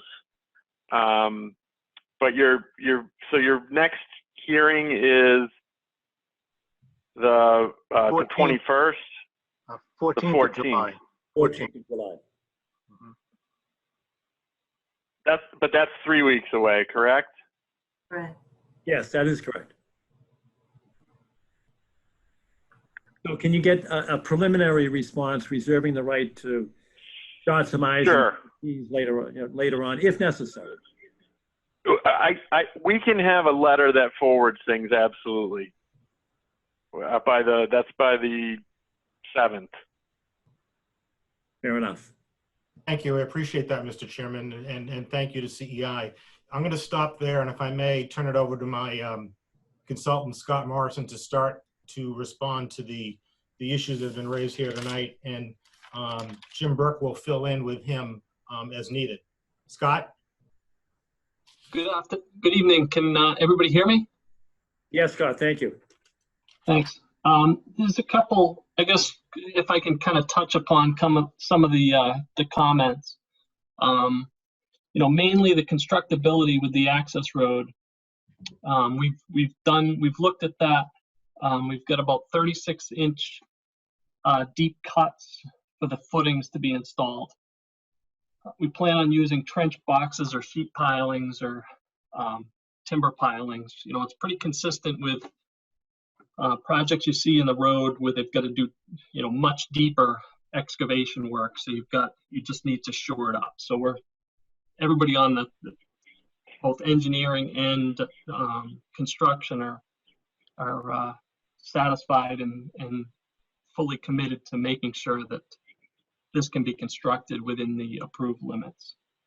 And then again, the trench for the sewer line is a little bit deeper, but keep in mind that can be, it's well within that corridor, and it's a narrow trench, so that's much easier to construct. So we're comfortable. We provided detailed information sequencing to demonstrate that this can be constructed. What method of shoring are you proposing? We've got it in the construction sequence as additional detail. Okay, refer thank you you. to that. Scott, I don't mean to interrupt or throw you off, but can you tell me, is the sewer line 10 feet down? I don't believe it's that deep. You'd have to go, there's profiles in the plan submitted. You'd have to look at those profiles, but I don't believe it's that deep. This is Steve Ivas, Scott. It's 10 feet below existing ground surface. I looked at it specifically for that reason, okay? Can you go back to that? Trying to find profile. the profile. Do you remember what sheet it's on? You just had it a minute ago. It's on sheet. Not there. Not there. Yeah, it's. There's a driveway profile sheet, Steve. Okay. I think if you keep going up before those. Before the details. Okay, before the details. Yeah, before the details. Keep Okay, going. well, that's the last one before the details, right there. Keep going. One more, I think. Sheet 7. Right there.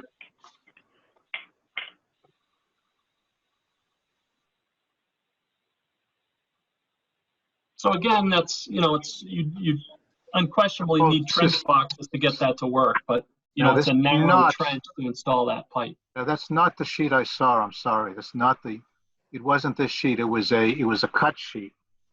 It was a side view, not a long side view. So Yeah, in any because I case, think this is probably the best sheet to show that profile and where that is in relation to existing grade. well, we don't see it coming across the wetland. You see, we see the sewer line. There's the sewer. Correct. And then And there's where- a manhole and it drops down. Oh, there we go. 8-inch PVC sewer right there. Okay, so the sewer here is the invert's 98.11, and up on top we've got 120 feet. Now this over here, it's We can look at the existing grade. It's the dashed line, so it's about 108. exactly. So it's yeah. There we go. 10 feet below existing ground surface. Not an easy trench to do, particularly when we don't know what the soils are underneath the wetland. May I interrupt? That's the whole purpose for using a trench box. It's typical roadway stuff. You don't know what you're, to ensure up the, typical roadway, you use a trench box, and I expect nothing different in this particular instance. May I interrupt? This is Jim Burke. Right Yes, ahead, Jim. Go ahead. That is incredibly easy construction, typically done in the drier months, July, August. You throw a trench box down. Sometimes you have to double them up. You have to go a little bit deeper to put a point in to dewater the trench, throw in some stone, keep the connection dry. You'll go about, looks like to be about, I don't know, 20 feet. You backfill, then you start building up again with the new manhole. You bring it up to the grade where the culvert is, and Bob's your uncle, and you're done. And that's all. And you're all contained within an 8-foot wide working area in that wet area, Steve. It's been done 1,000 times.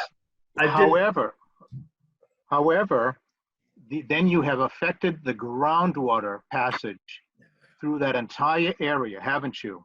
How's that? I mean, we're just putting a pipe in, connecting a proposed pipe to an existing sewer that exists at the same elevation. That's all we're doing. No. In the trench itself, depending on how you backfill the trench, you may affect the groundwater passage through the trench area at a 90-degree angle. I disagree.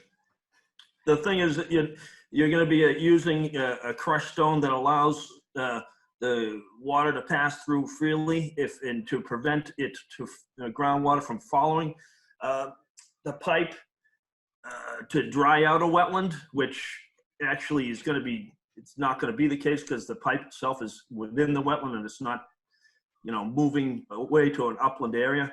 So that's not an issue, but you can certainly prevent water from traveling down the pipeline with a bentonite collar of that nature.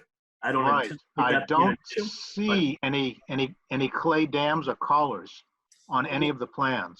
I can certainly put those in the specs if they're warranted to prevent groundwater from traveling down the existing pipeline. Okay. Hey, Jim Burke, while you've got the microphone there, can you tell me what the phasing is for this construction? When does the sewer pipe go in vis-a-vis? When does the road go in? When does the culvert go in?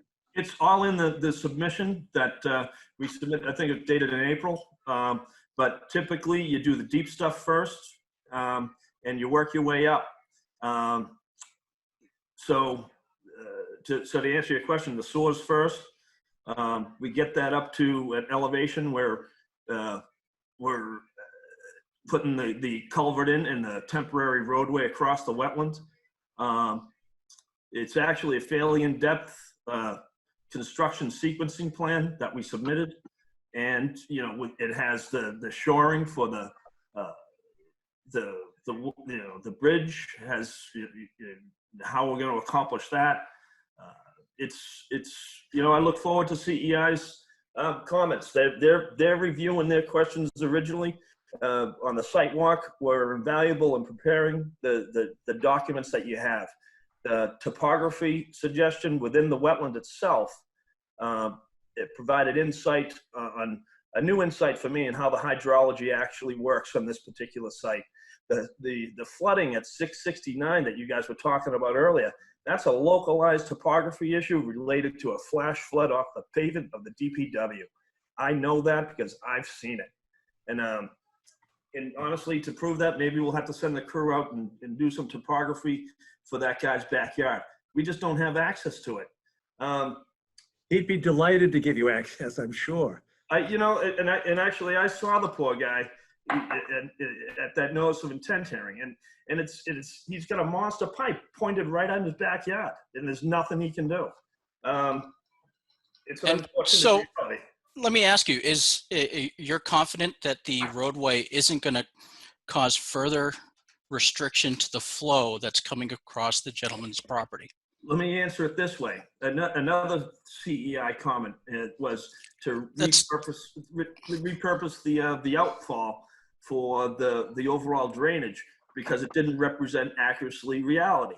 So I went down to the Randolph Ave culvert at Reed Street, which is twin 48s. Shooting across. Mr. Burke, can you answer my question? I'm trying to. So the twin 48s, that area, has a larger watershed contributing to it, a much larger watershed contributing to it. And that square footage for that culvert is 25.8 square feet. We're proposing 48 square feet of culvert to allow for a lesser watershed and an upgradient watershed to flow through. I've done calculations that are attached to that April submission that show a reduction in flood elevation for the swale moving forward. I'm very, very confident that the culvert would actually possibly assist the flooding aspects of it and be able to just wick through. And actually, I'm showing very slight reductions in flood elevation. So you're saying that the construction of the roadway and including the culvert is going to reduce flooding for that abutter? I'll say that I'm not going to exacerbate it. Okay. We'll have CEI include that in there. Excellent. Mr. Chairman, if I may, I would like to ask if Scott could just briefly address your other major issue, which was the hydrology study. Yes. Yeah, it's kind of going back to what Jim just said, that the there's half the amount of culvert below the site, so that the culvert that's proposed is twice that size. So there will not be any constriction in the flow underneath this proposed road. The other thing, if I could, I'd like to kind of hit on was there was some discussion regarding replication area.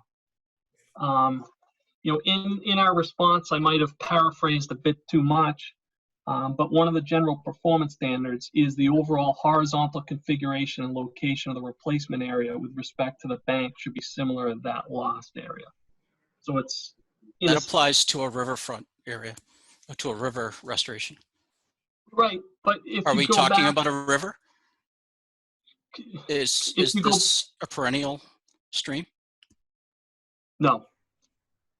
Okay. But if you go back to Mr. Ivas mentioned that he'd prefer that the replication area be, if you can pull up that plan where he proposed, locating that replication area. Can you see the screen now? Yep, we can see the screen. If you can get to that replication area. Right up in right here. There. Yeah, so we're mitigating for bordering vegetative wetland fill and providing replication.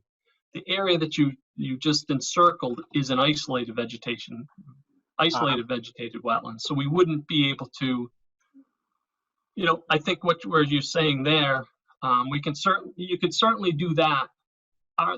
The intent, kind of one of our rationales for doing this is because there's going to be obviously there's disturbance near the proposed crossing.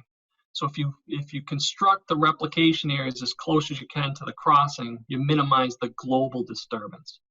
Granted, we can go and we can provide it on the backside of the wetland or construct it somewhere else.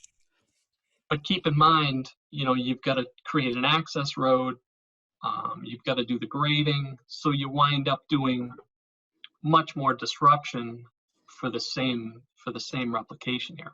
So we're obviously, we can be flexible about this, but that's, keep that in mind while you're kind of thinking of options for replication areas. And my point is, this now is functionally, if you didn't put the replication here, it would function as a buffer to the developed area. Once the replication area is there, there's no buffer at all. There's nothing to catch anything coming down the hill, for example, in those high rainfall events. And again, if it's the commission's wish that we look at other alternatives, that was our.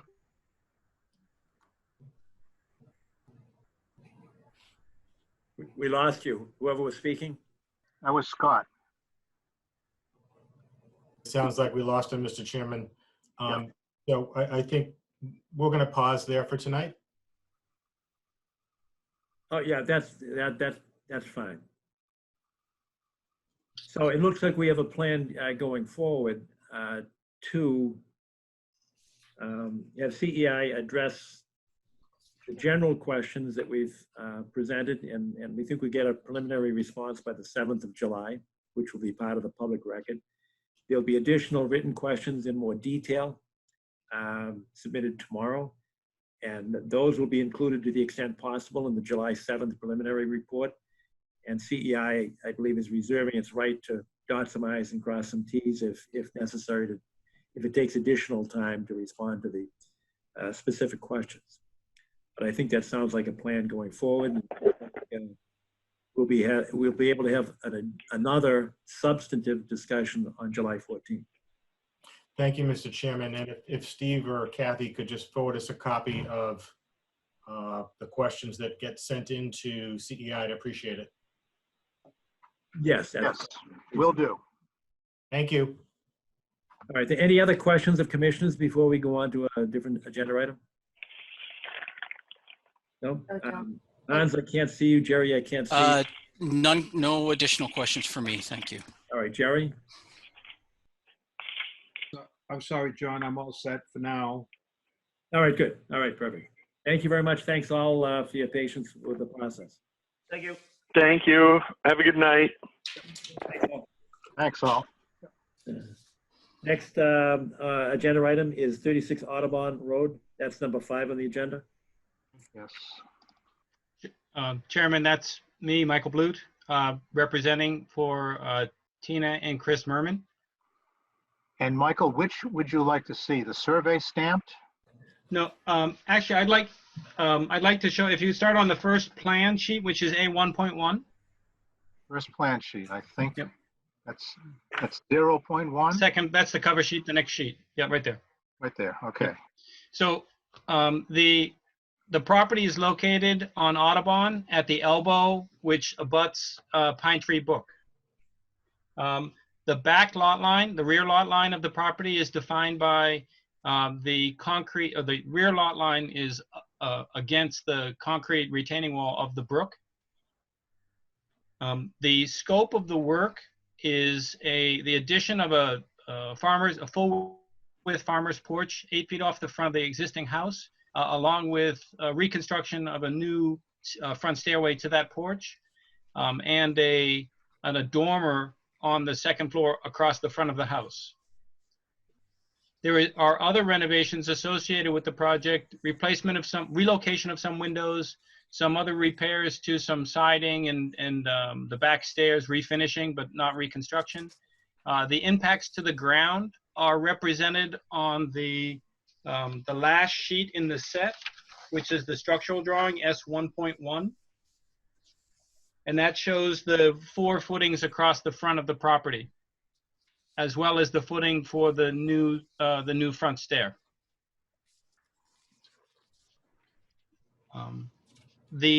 All of the significant work, meaning the front porch, is the nearest corner of that construction is over 61 feet from the wetland, the stream edge. The furthest corner, the opposite side, is 68 feet, over 68 feet.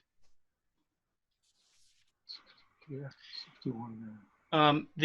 The issue, I believe the issue for the Conservation Commission is the increase in impervious area caused by the roof and the front stairs. So what we're proposing is to add a dry well, which is shown on the drawing in the upper, kind of upper center of the plan, the right rear corner of the house, behind the right rear corner of the house, outside of the 25-foot buffer zone. We have not sized the capacity of that dry well to handle the water coming off the roof. The intent is to do that calculation once the contractor's on site and we can do an excavation and evaluate the absorption of the site to be able to handle all the water that we can come off the roof. With the dry well located in that location, we can catch the rainwater that's coming off the main roof of the house. And actually, let me show you. So if you look at the roof plan A2.4, so the front of the house is facing to the right. The rectangle along the right-hand side of the drawing is the new front porch. The rectangle in the center, of the roof, is actually the new dormer, which is from the ridge of the existing house towards the front of the house. And then the rear of the roof and the back porch roof are really only just getting re-shingled. Snow, ice and snow and dams and and new gutters and that kind of work. So the only increase in the impervious area to the site is really the roof of the existing front porch. The design calls for all the rain leaders for both the primary roof, the new dormer roof, and the front porch roof to drain to the right-hand side of the house so that we can actually catch those at grade and pipe them back to the new dry well.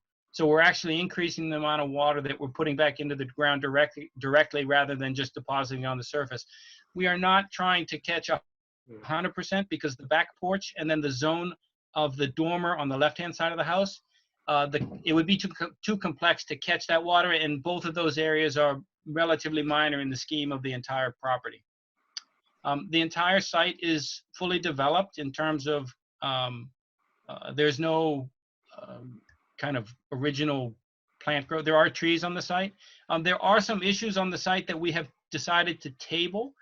There are 2 large trees in the back that need to be pruned, and there's some damage to the retaining wall of the stream as well as to the fence across the top of the stream. But in terms of trying to expedite the approval process, we've decided that we're going to submit right now just on the construction basis, and we will come back and present on the tree pruning and the other repairs that need to be done on the site, because we can do that. We don't want that to hold up what we're asking for now. So what we are asking for now is we've submitted this as a determination of applicability, and we're asking for a kind of a negative determination of applicability given the limited scope of the impact and the way that we're dealing with the increase in the impervious area. We're asking for a negative determination along with conditions as required by the commission. Do you have any questions? Yeah, Michael, I do. I heard what you said, that most of the work is in the front. Can you just go to the back of the house? Yep. And I know you said reshingling. Yep. Is there any change? So there's the bigger piece of that. So the drawing you want to look at that shows the rear of the house is either A3.3, which is the rear view of elevation, but there's also a demolition drawing, which is D1.2, which is the second to last sheet in the set. And that actually, the rear view is the upper left-hand view, and it shows exactly what needs to be demolished in terms of either relocating a window or work around the back porch, where we're going to replace all the decking on the stairs and the handrail and install some siding below the deck to enclose the area under the porch.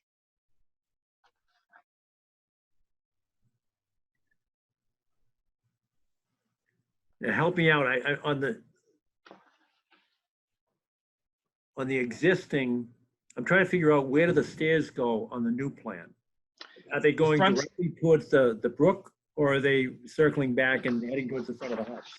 So you're talking about the stairs on the rear of the house off the little porch? Yes. Okay, if you could look at the prior sheet, A3.2.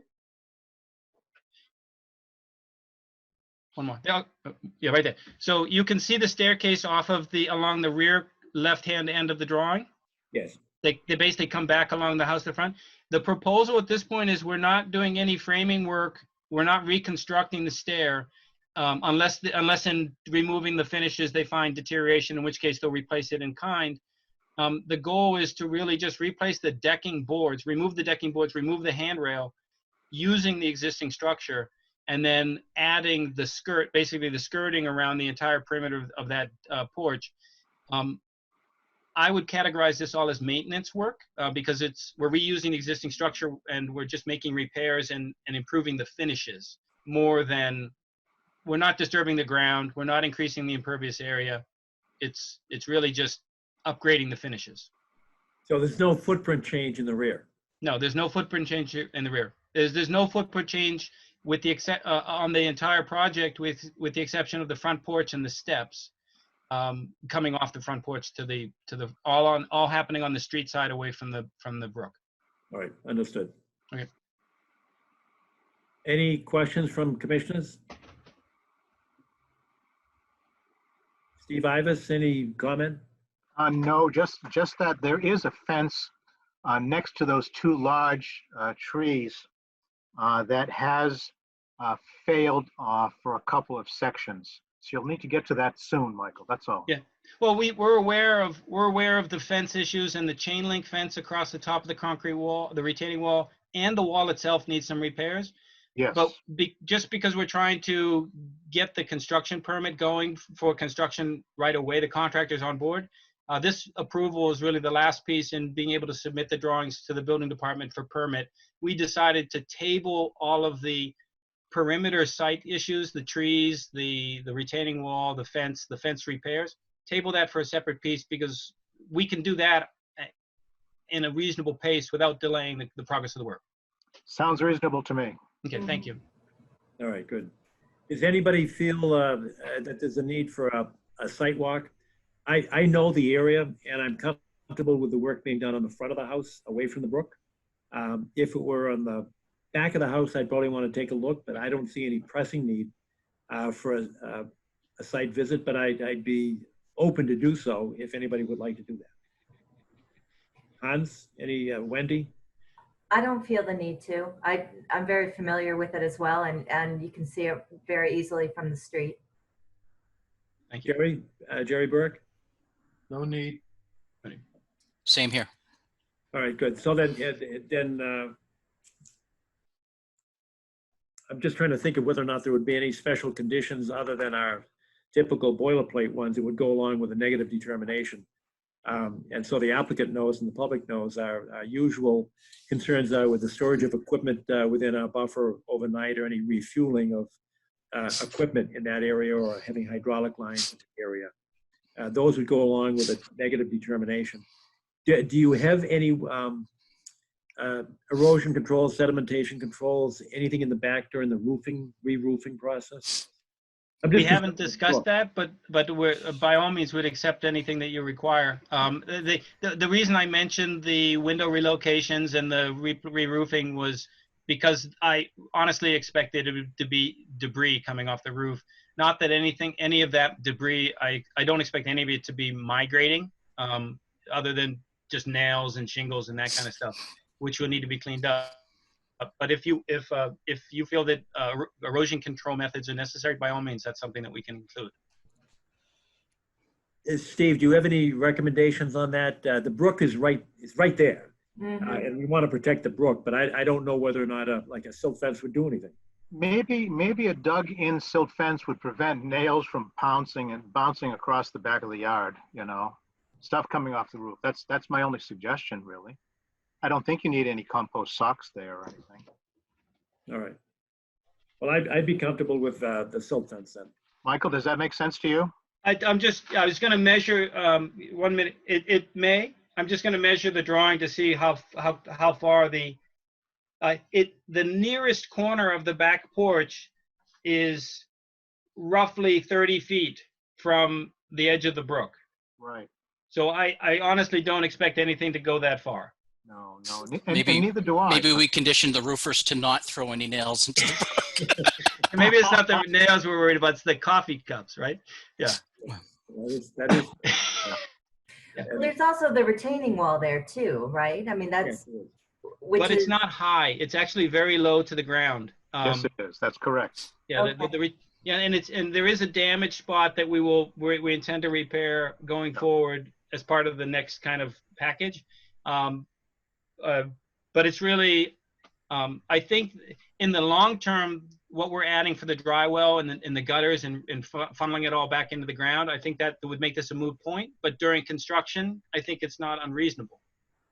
How about instead of silt fence, a condition that says you must police the area every single day at the end of the workday? Okay. How's that?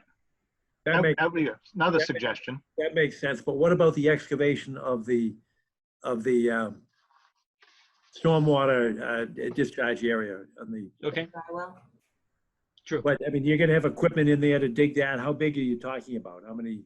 At this point, I don't know what the absorption rate is. Honestly, I don't know. That's a calculation. The geotechnical engineer, we haven't pulled the trigger on that because the contractor's not ready to evaluate, to do the pit. Basically, they're going to do a test pit exactly where it's going to go and do the perk test. And once we have the number back from the perk test, and the area calculation for the roof, they'll run a quick calculation and tell us what it needs to be.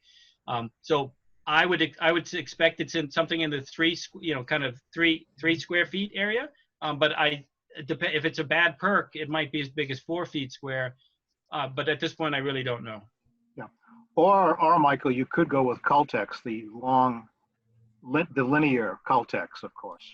Yeah, but we're trying to, my thinking was that if we just do something that's more of a traditional dry well, it minimizes the excavation. Yes. And honestly, the area of roof that we're talking about is not, I don't see it as significant.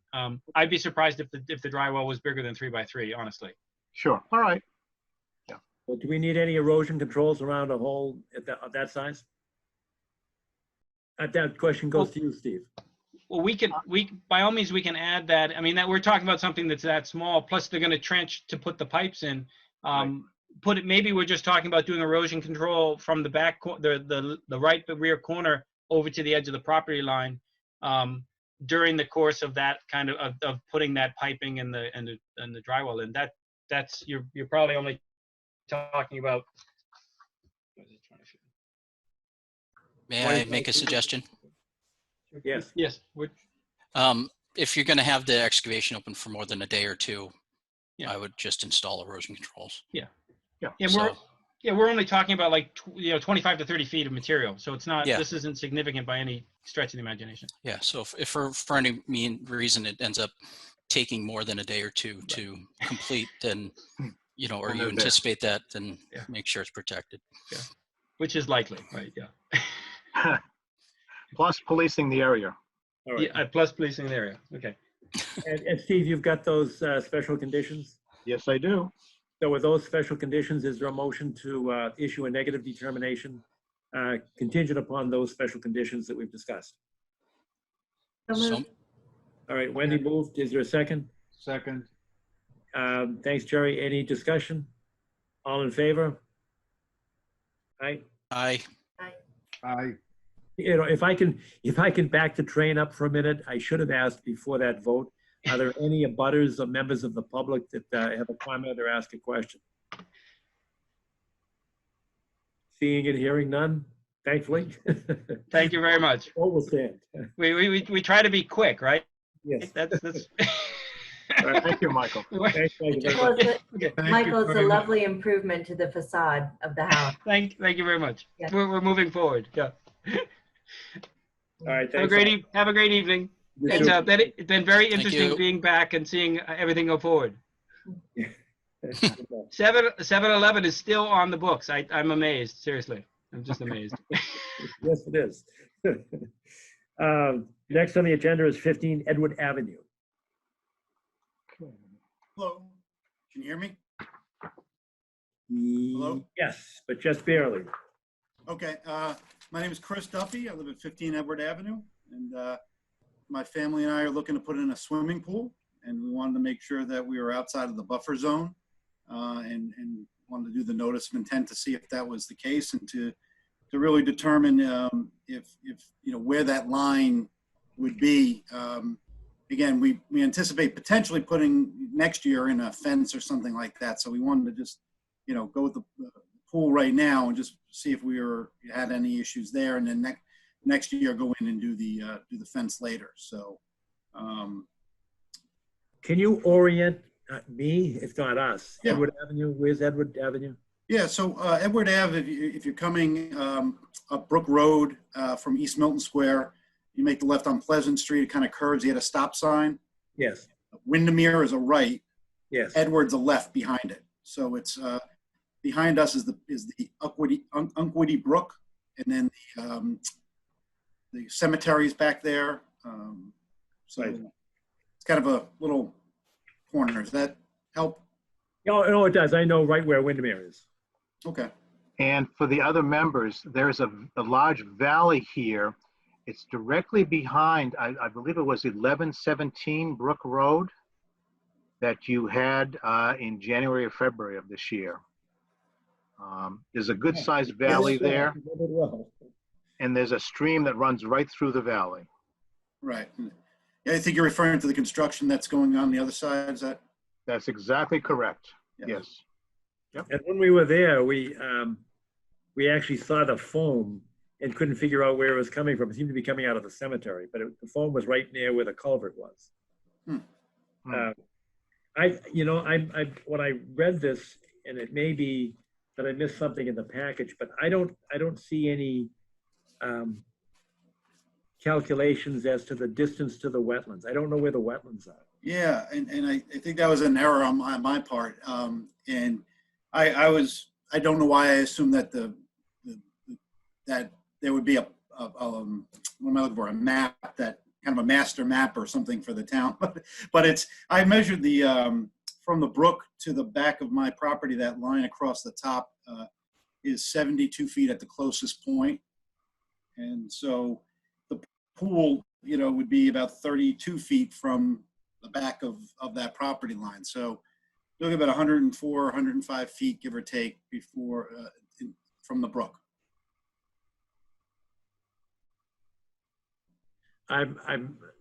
It may be my eyesight here, because I'm not seeing where you're measuring from. Yeah. What's the distance from the property line to the pool? Is that what 60? Yeah. So on the left side of the pool that you're looking at there, left corner up is 32 feet from there to the end of the property line. And then it goes down that valley, and the valley goes down to the brook, and that's 72 feet that I measured. Okay. And what do you have for the proposed pool filtration system? The filtration system it's the salt water, not the chlorine system. I know it obviously makes chlorine as well. I don't have the name of it. Hang on a second. Yeah, right here.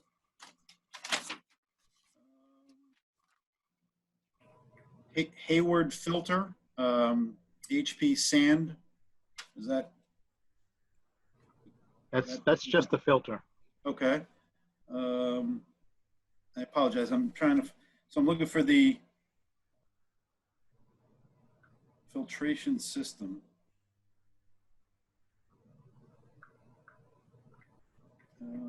You know what? One of the things we would need a submission of that, because it's very important to us when you're that close to the wetlands. Some of these pools they have discharge systems that they backwash the pool, and they dump chlorine into the wetlands sometimes, and that's an issue for us. So we always try to get people to submit the manufacturer's specs, and we prefer closed filtration systems as to the ones that discharge and backwash.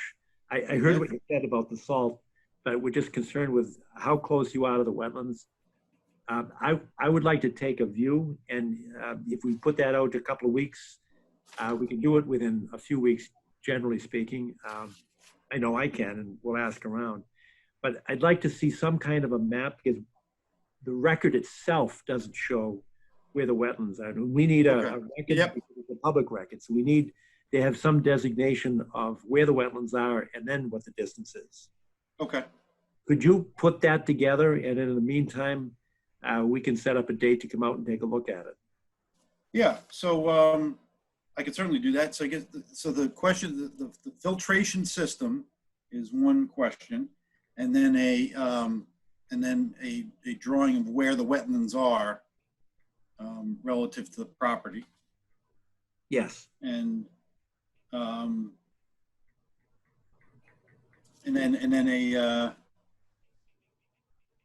just don't see the name of the filtration system. And I guess the other thing I was asking, though, for purposes of just my understanding is that is there going to be a determination that's in or out of the buffer zone? And then if I go next year to do a fence, is this something that I can do that ahead of time, or is that something I have to do at the same time? Or do that You next lost year? me on that. Yes, you have to do it ahead of time, but no, you don't have to put them together. You can do the pool first, and then the fence later on. I apologize. I actually said it backwards. I'm not doing the fence now, but I guess I'm wondering, is it, if I decide to do the fence, is there something I can do now ahead of time so that to get some kind of understanding of the of what I would have to do if just to put up a fence. Yeah, I think you do have to do it to get the pool permit from the town. It's a safety reg, and I guess it's the Board of Health that requires it, but I know Yeah. you need a fence around the pool anyway, so you're probably better off doing it at the same time. Well, they do a temporary fence right around the pool when they're doing it. And then the way, I guess the way they told me it settles, you want to do the deck work and other things after that. And then again, just financially, we're looking at doing a fence around the whole yard. But that's probably a next year project. But I guess I'm saying that I know is going to be closer to the brook. So is that something else, something separate I have to do, or can I get approval for that now, or an understanding of what? You'd what have that to is? have it, you'd have to have it on the plan with Okay. all the distances plotted and, you know, what the fence is made out of, things of Okay. that nature. All right, so then- And I'm looking at what you've done here, but the problem for us is that, and I don't want to sound like I'm putting form over substance here, but we do look for a public record that demonstrates that the engineers have calculated this. And I really don't see any official construction plan here. I see 50 by 34 feet, but that looks Yeah. like something that you drew in yourself. No, Do no, you have a contractor or an architect or somebody that's a civil engineer that's actually given you a plan for the construction? So no, I had not done that for the construction of the pool. So I guess I guess so. I'm just a little bit. I'm not sure exactly who I should. So I could get the information about the specs of the pool, but then I guess is it a surveyor that I would have to contact then, I guess, to find out where the pool is situated? Well, an engineer can do it. A surveyor could do it as well. We generally require a stamped plan to be approved to accompany a notice of intent. All right. And that's, an engineer can do that. It's not a complicated task, and I All right. try not to drive your costs up because I appreciate it, you know, the homeowner, and especially doing it in phases. But for our purposes, we do need to have a stamped plan accompany your notice of intent. Okay. And that same person could put in the distance to the where the wetlands are. Now, sometimes the wetlands, you need a separate wetland scientist to designate where it is. But Okay. if you've got a top of bank calculation, that's generally pretty easy to do. Okay. But I don't know what the stream looks like. I really Okay. don't. And that would help us if we were out there to see it. Sure. Okay, so again, I just want to get my notes here correct. So the filtration system, a stamp plan from the engineer, and on the stamp plan for the engineer, there will be a clarity around the distance to the wetlands. Yes. Okay. And can I ask the members of the commission if anybody's available this Saturday, next Saturday, some Saturday? We generally, for your benefit, we generally meet on Saturday mornings. Depends on what time people want to get up, but lately it's been 8:30 instead of the good old days at 8 o'clock. But we tend to go out and we'll just stop by your house and just go out and eyeball it. It's not. I thought we were saying 9, John. 9. I'm pretty sure it was 9. Yeah. Any of the above is fine with me. We're not going anywhere these days, so. Right, that's true. That's true. And we will be masked in gowns and socially distant from everybody there. How about, today is the 23rd. How about this Saturday? I am available. Anybody else? That's a yes from me, John. Okay. I'm available too. I am too. Jerry, Wendy? Yes, I believe I am. Perfect. And we'll see you at 9 o'clock, Wendy? Yes, that- please. 9 o'clock on Saturday morning at your house. Thank Okay. you. All right? That's perfect. Thank you very much. I don't know if you can gather the data in time. If you do, that we can take a look at it and vote. It's a public meeting. We just have to make sure that we announce it and give the appropriate public notice. If it takes you longer than that to get it, we can put it on the agenda for the July meeting, which is the 14th of July. Okay, well, I will try to get it by Saturday, but if not, then I guess July, but I'll see you Saturday anyway. All right, perfect. Thank you very much. Appreciate it. Thank you for your time. Appreciate it. Thank you.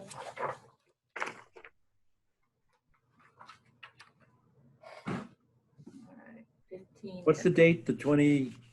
27th. 27.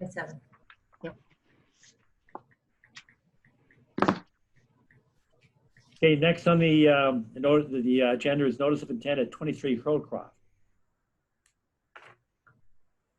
Hi, how you doing? Jonathan Morrissey here, representing 23 Hurlcroft, the homeowner. Hey, Jonathan, is this the correct plan, Jonathan? Correct. Thanks, Steve. Certainly.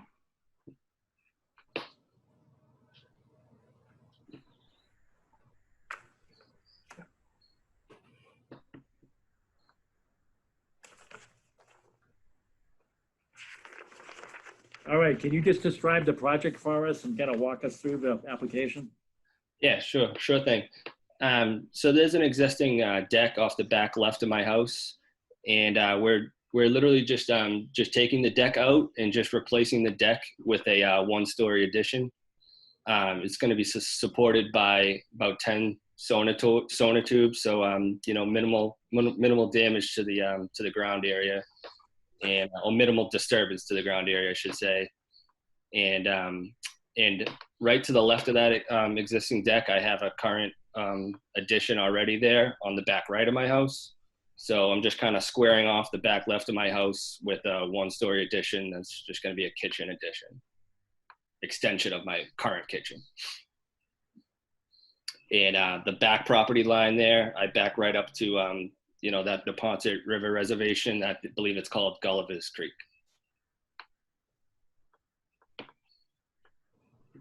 And we filed a notice of intent just because I believe we're definitely pretty much in the buffer zone. Outside of the 25 feet, I believe it's that right corner, the back right corner of my house right there is about 26, 27 feet from the upper bank there of the back property line. So, you know, just obviously just filing the notice of intent, just going through our due diligence here before we go forward with any, you know, town permits, building permits, that sort of thing. That's good, and I thank you for doing that. I appreciate it. We've had other people along Hillcroft do the same, so this is consistent. If we're out on Saturday morning, can we take a look at this as well, commission members? Yes. Mhm. Yes. Yes, please. Yes. Yes. All right, good. That would, Jonathan, that would be about 9:30, 9:20 at your house if we stop by this Saturday morning to take a look at it. Thank you. All right, and what the property line is that? Is there a stone wall there, or is just the phragmites go right up to the edge, or what's back there? Is it a fence? No, nothing back there. Just some slight bushes, like some forsythia bushes that edge right on my back line there, and then right behind those there are some kind of just stones in the ground that kind of just mark, like my neighbor has a fence, so you can kind of see it, like the property line. It's just kind of in line with the upper bank, the top of bank, you know. Okay. And it drops down into the creek by probably 5 or 6 feet or something like that, Jonathan? Yeah, exactly. Yeah, you saw that when you were out here, Steve. Thanks again. Exactly. Coming out that day. One administrative note, it doesn't have a file number yet. You might want to check with DEP. Have you paid your DEP fees? Yep, we paid our DEP fees. Okay. We filed that about end of May, around May 22nd. So we just didn't get one back from them, like a file number back from them right away. But I can double check with DEP again to hopefully maybe they have a file number for us. Yeah, you may want to do that this week. Thanks. Thanks. Yeah, you will, because we can't issue a permit unless you've got a DEP number. Okay, thanks. But, you know, usually they'll be responsive on the phone. Yes. Are there any questions in advance of Saturday's site walk by any commissioners? Are there any abutters, members of the public that have a question or comment? Seeing none, hearing none, we'll continue this until Saturday morning, this coming Saturday at about 9:30 or so, okay? Awesome. Yeah, thank you, Mr. Chairman. Oh, good. Thanks. Thanks, Jonathan. Thanks.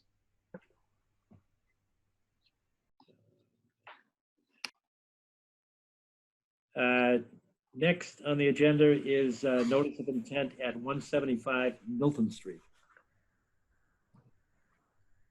Steve, you may, well, let's see who's here, but I know Steve has been right on top of this. So you can provide some extra data for us. Here we are. Dave, you're here, Dave Crispin? Yes. Good. Good. Yes. Excellent. I've been patiently watching your exciting evening. Wow, really?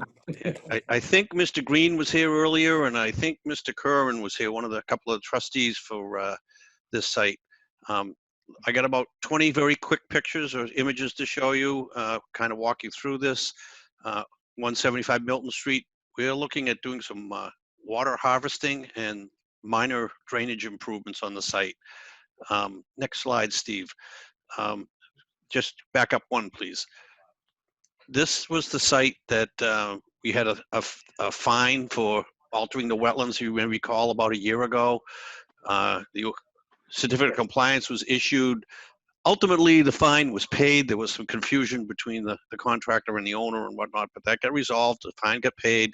And today, I recorded the certificate of compliance. So this was done finally. Unfortunately, Norfolk is the only registry in Massachusetts that will not take electronic filings. You have to go there and leave your document in a little mailbox out front.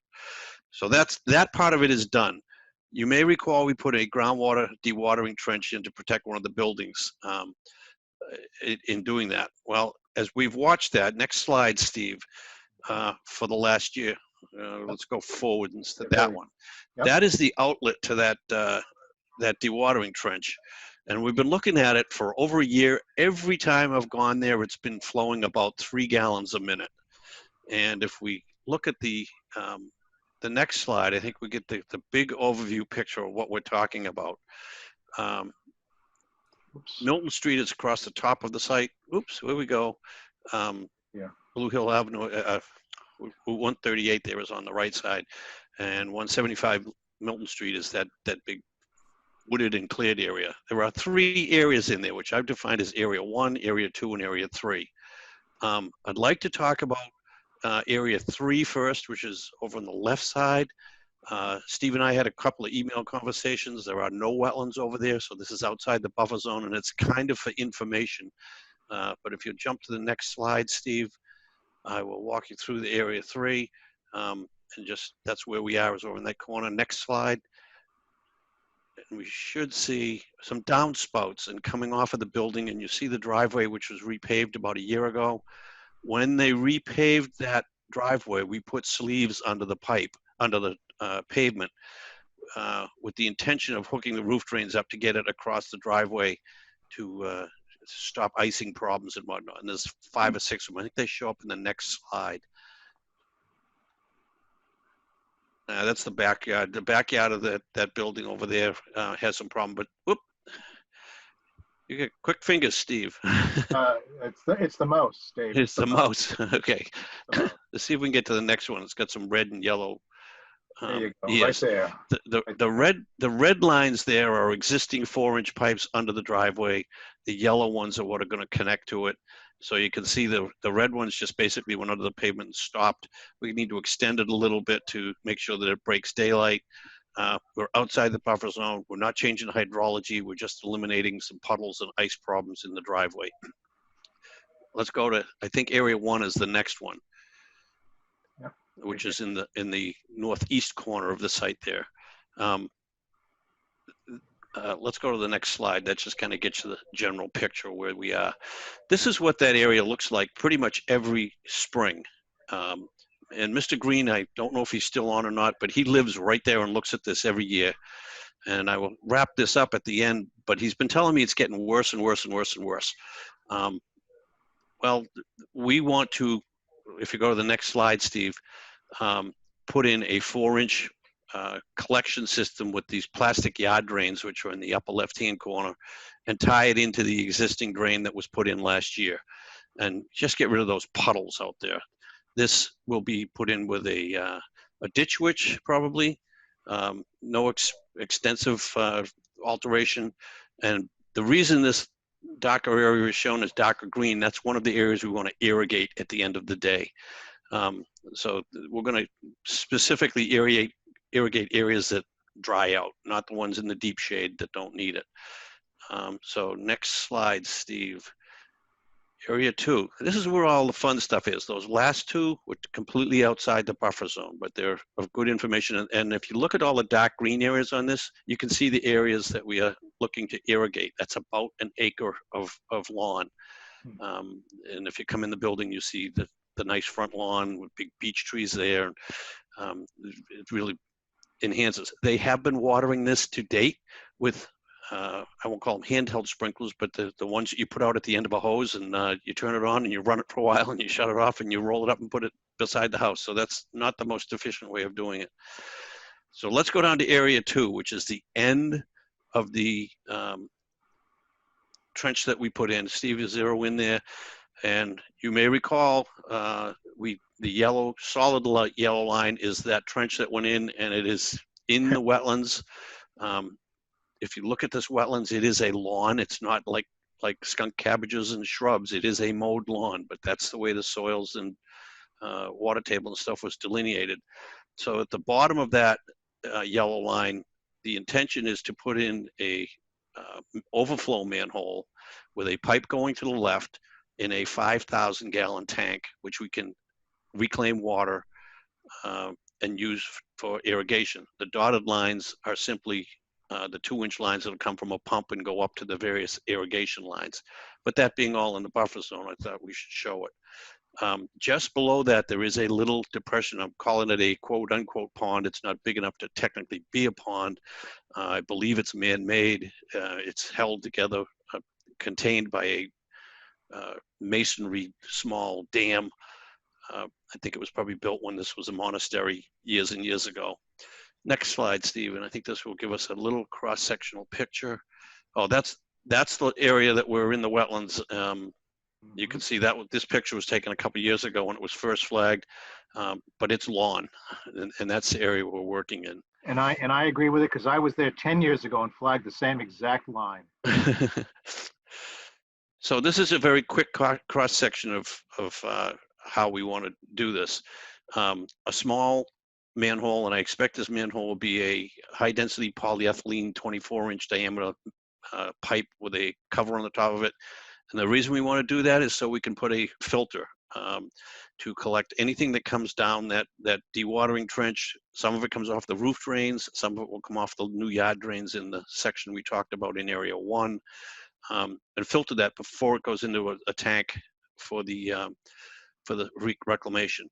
Now, if my calculations are right, we've got somewhere between 3 and 4 gallons a minute. 3 and 4 gallons a minute comes out to about 5,000 gallons a day. That will basically put an inch of water over an acre of lawn every week, which is, in my experience, an average irrigation system.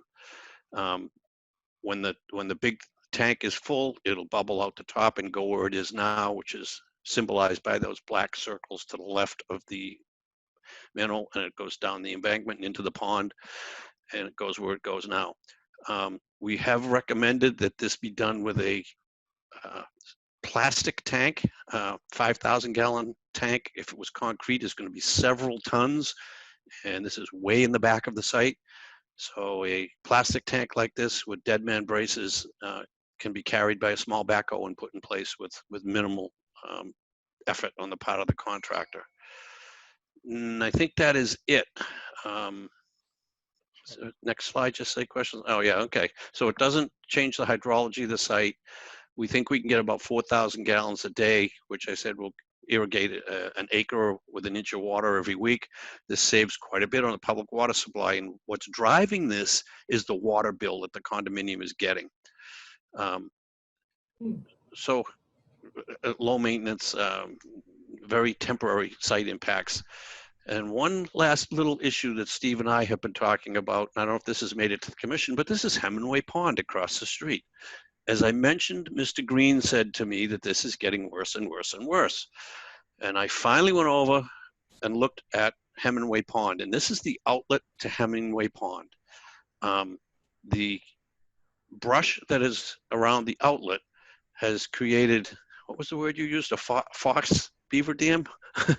Steve, you Faux. faux. It's a French word for false. That's all. Yeah, but it's an accumulation of sticks and leaves, and it's turned into a dam around the outlet of that. I know there have been conversations with DCR about having them try and clean this up, because if we go to the next slide, Steve, we actually went out this last week and we shot the water level on the pond. Water level was 114.2. The town GIS map has it at 112.7. Now, according to your GIS manager, that data was generated in 2012. So in 8 years, the pond has come up 1.5 feet. I expect that the actual invert of that culvert going under Blue Hill Avenue might be another foot lower. Don't know for sure, because physically, if you saw that last image of the faux beaver dam, it's probably treacherous to try and crawl down in there until that's remediated. So just with that last slide, that 114.2 contour is in red around the pond. There is about a half an acre of land between the blue line and the 114 contour, telling me that this site is spreading and altering BVW, and the 114 contour that goes on the left side of Blue Hill Avenue is the same elevation. That is where the picture with the flooded lawn is. I believe that the pond is artificially raising the water table over there. And even though we've asked him permission to go do all of this work, if they do the beaver dam remediation and the water table dries up and we stop getting water out of this pipe, I can't in good conscience recommend to my client to spend the money to do the rest of the project. But we're seeking permission for it anyway. Maybe it won't change that flow significantly at all and it'll still all be worthwhile. But you know, if we get a permission to do it, we don't have to do it. It's just permission to do it. One last slide there. I think the last one, Steve. That's the question one. There it is, Hemingway Pond. This was taken last Friday. You see trees that are in 2 feet of water there. Wow. That's what's happening around the pond. So with a hat in a hand, we're hoping you can maybe ask DCR to maybe take care of their outlet a little bit. And if they can do that, we can decide whether or not we ultimately follow through with construction on the rest of that project. Hey, Dave, I might be lost here, but if the outlet is cleaned on Hemingway Pond and the water level drops, isn't that going to put more water onto 175 Milton Street? No, I don't think it will. I think it'll change the delay timing that goes out there, perhaps. There'll probably be an initial flush, but doesn't it flow in that direction? It all flows in that direction, but it's not changing the watershed. It's not changing the surface runoff characteristics. All it's doing is lowering the control point back to what I believe it was at least in 2012, as is evidenced by the GIS elevation at 112.7. Which is probably the elevation of the top of the water control structure. I think it's actually lower. I think this thing has probably been building for a number of years. Yeah, and the stream itself, for everybody's information, the stream comes under Blue Hill Ave here and then heads in a, let me see, this would be a westerly direction, right down a little channel. It does not move. Right to the Neponset. Yes, exactly. That's correct. It doesn't actually impact 175 at all. It's down the hill from it. That's right. That's right. Why wouldn't it, if the water is being dammed on the east side of Blue Hill Avenue, and the water table is going up, why wouldn't that dry out the west side where 175 Milton is? I believe everything to the right of the red lines that are right along there to the right is all inundated and raised water table from the damming of the pond. And not only that, Dave, but it's good soils. It's a very transmissive soil. So water moves through this soil extremely rapidly. Okay. This is an esker. It's probably an esker right there, you see? And this was probably a kettle hole right here. The pond was a kettle hole right next to an esker. Canton Ave is another esker, you see? If you look at it from a geomorphological standpoint. It's pretty neat. It's very, I know that part isn't really part of our project, but if you could ask a favor and ask them to clean that out, the condo association really didn't feel it was their position to go over and do maintenance on DCR property. And for everybody's benefit, I have had a number of discussions with Carl Pastore, the regional superintendent of DCR. And he promised me he'll get to it, but he didn't promise when. But is there any concern with downstream flooding? Or is it just a temporary event? If you release that dam and you drop the water level by 1.5 feet, the water's going to go downstream. Yes. Where does it go? It goes right into the existing channel right now, and it may overflood the channel, but there's nothing downstream. There's no built housing downstream, is there, Dave? Not that I know of. No, I would have to expect that when they remove this, they're going to have to do it slowly. Right. You know, take a foot off and lower the pond a little bit, and take another foot off and lower it down a little more. That's a lot of water. Well, I'm guessing that summer is the time to do it. Isn't that right, Steve? Absolutely. When This would be the things are right. This drying is the out? right time. Yeah. Like, And I there are was more. at Palmetto and was shocked at how dry it's gotten just in 2 weeks' time. Right. Now this is the right time to do it. And as of last week, I was looking at it last week. It's still pretty high there.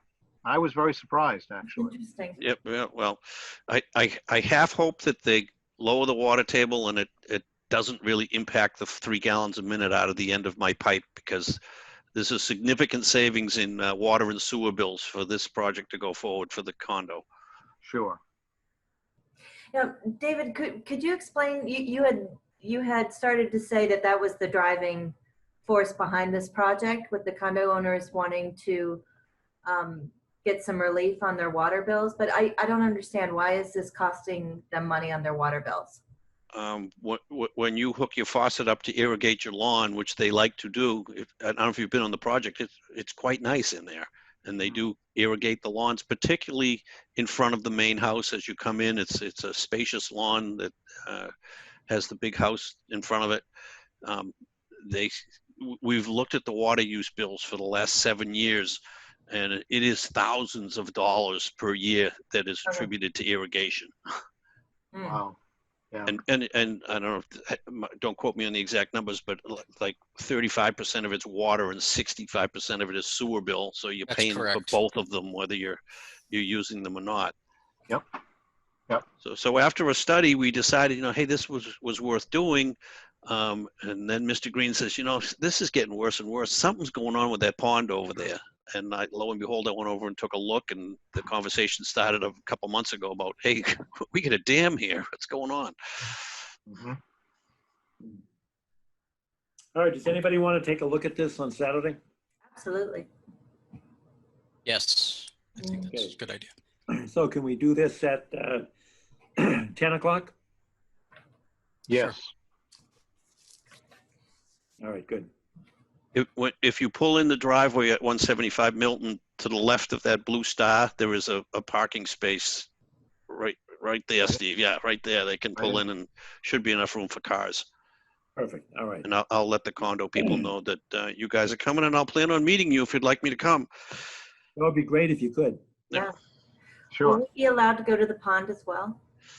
It's a little bit of a walk, but yeah, we can walk over there. We like Or walking. we could stop at the pond first. There is parking along Blue Hill Ave on the eastern side, not proceeding northbound. Pardon? If you're brave. Oh no, that's fine. It's enough. It's enough. It's wide enough for a vehicle plus. It is. Oh, okay. Yes, it is. I know it because I've been there a number of times in the past month or so. All right, fair enough. So we could start there and then go over. Whoops. Okay. Yeah. That sounds good. Are there any abutters or members of the public that want to question or make a comment? Seeing none, then let's plan to meet at 10 o'clock on Saturday morning. Will that be a continued public hearing? Or are we going to reconvene this at another time? No, that will be the reconvening of this public hearing. It'll be Okay. announced as a public hearing, and we'll have an agenda identifying it as such. Very good, my friend. All right. Thank you for your patience. All right. Thanks, Thank you, Buzz. See you Saturday. Yep, signing off.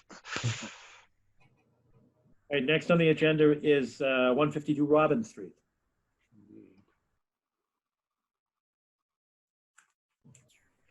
Let's see, number 9.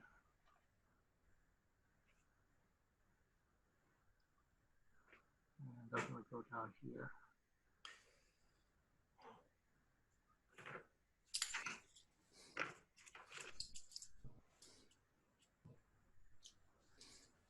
There you go.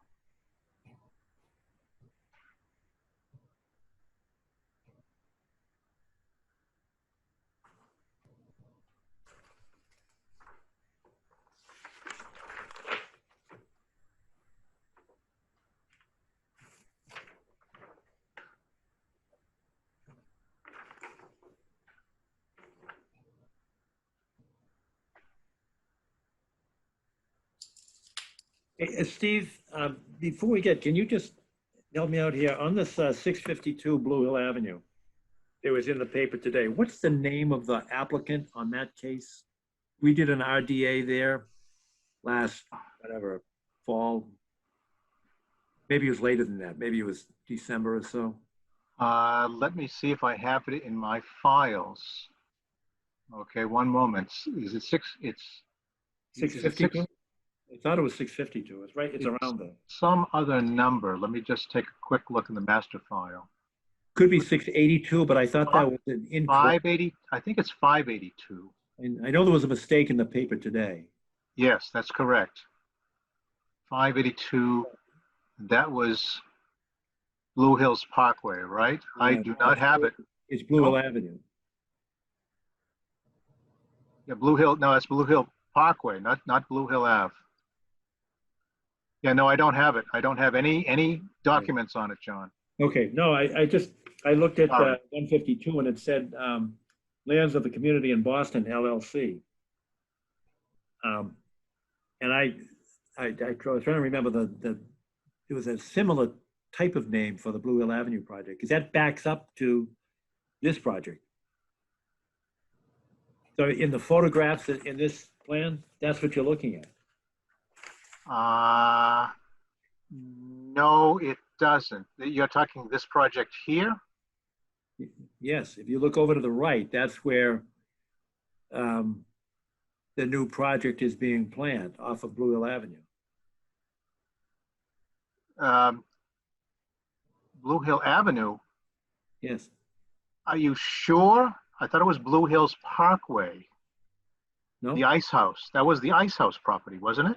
No, well, no, the Blue Hills Parkway is the ice house. But Right. the reference in today's paper was to the 40B project. Oh, okay. So that was, yes, okay. I'm sorry, that was my mistake. Delphi Academy, which abuts this property. Yes, it's to the north and west of this property, right in here, this area right here.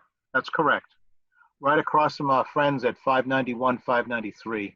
Yes, correct. Yeah. Which they have started on, by the way, all. They've started working on that one again. And they have created, while you're looking at the plan, they've created a swale and a berm on the downstream side parallel to Vose Hill Avenue, which will help with water that was moving from that property straight through a property on Vose Hill. So that I believe is being corrected now, which is great. All right, good. All right, I didn't mean to divert from this. Who is here in support of this project? Do we have anybody, Steve? I don't know. There was a John, I'm sorry, I've forgotten his last name.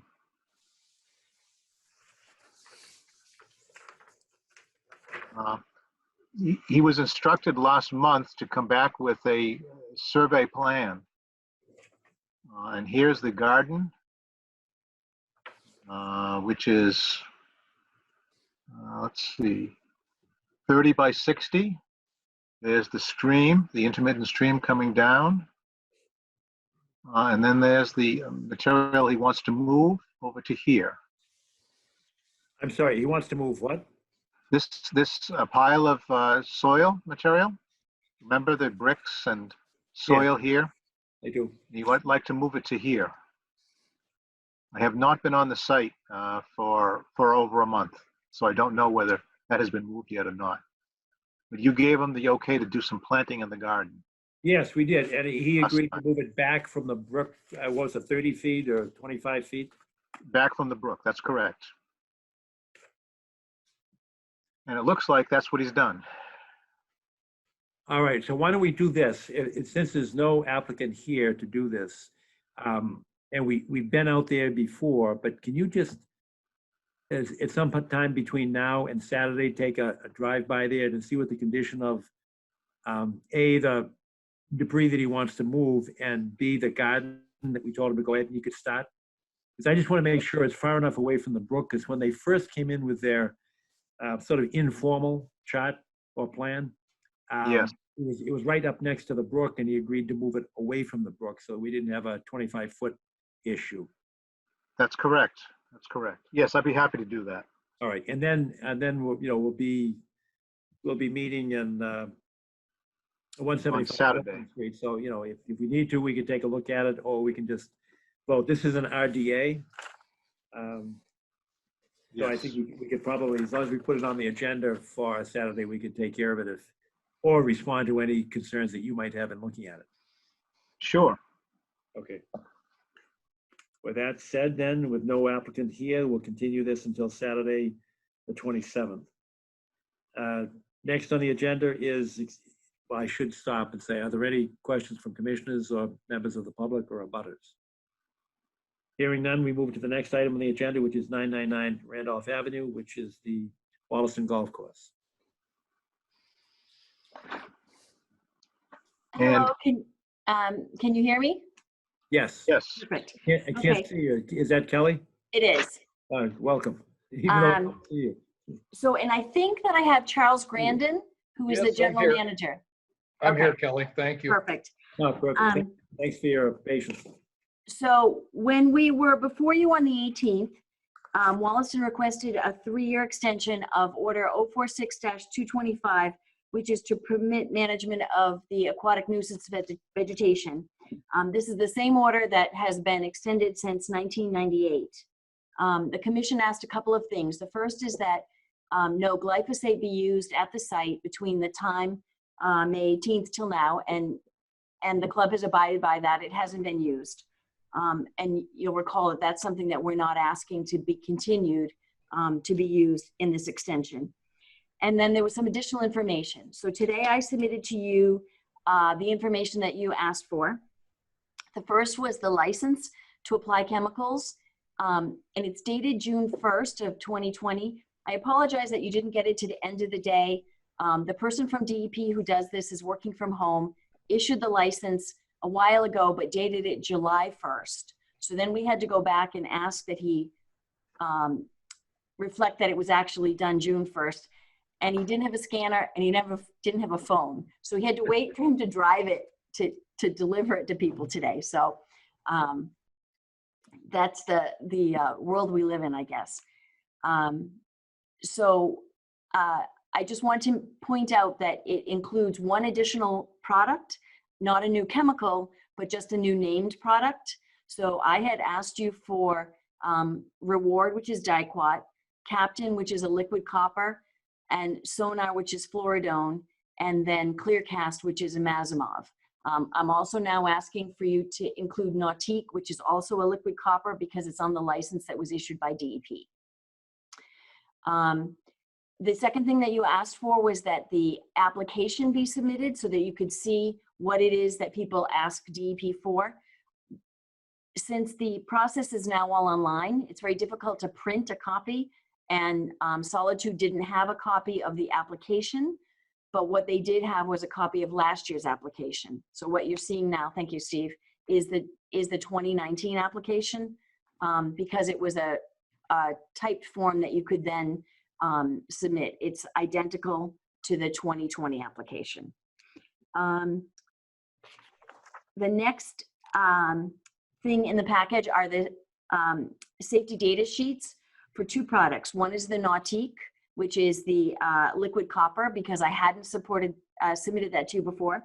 And the second is the surfactant that is used. You might remember that we talked about imazimov being a foliar application. So they go in the boat, they put the imazimov onto the actual leaves that are in the pond, but they need a surfactant to kind of stick it to it. And so I've included the safety data sheet for MSO concentrate with Lecitec, which is the surfactant that's used. And then there's like 13 pages of safety data sheets, but if we can get past that, the very last thing is the information on the wildlife. So if we keep going. There we go. Steve, go to the end if you would, and we'll look at the site plan quickly. Sure. So this is the same plan that you've seen before. Pond 1 is the irrigation pond. It's about 10 acres. The ponds get smaller as we go on this plan to the left. And you'll see pond 6 is the smallest of the ponds. Everything we have for information about the habitats and the species that are present here apply really to ponds 1 through 5. When we get to pond 6, it's too small to support fish. It's just too hot and they can't live there. But they certainly do live everywhere in the ponds 1 through 5. So if we can go back now to the pictures, they're in no particular order.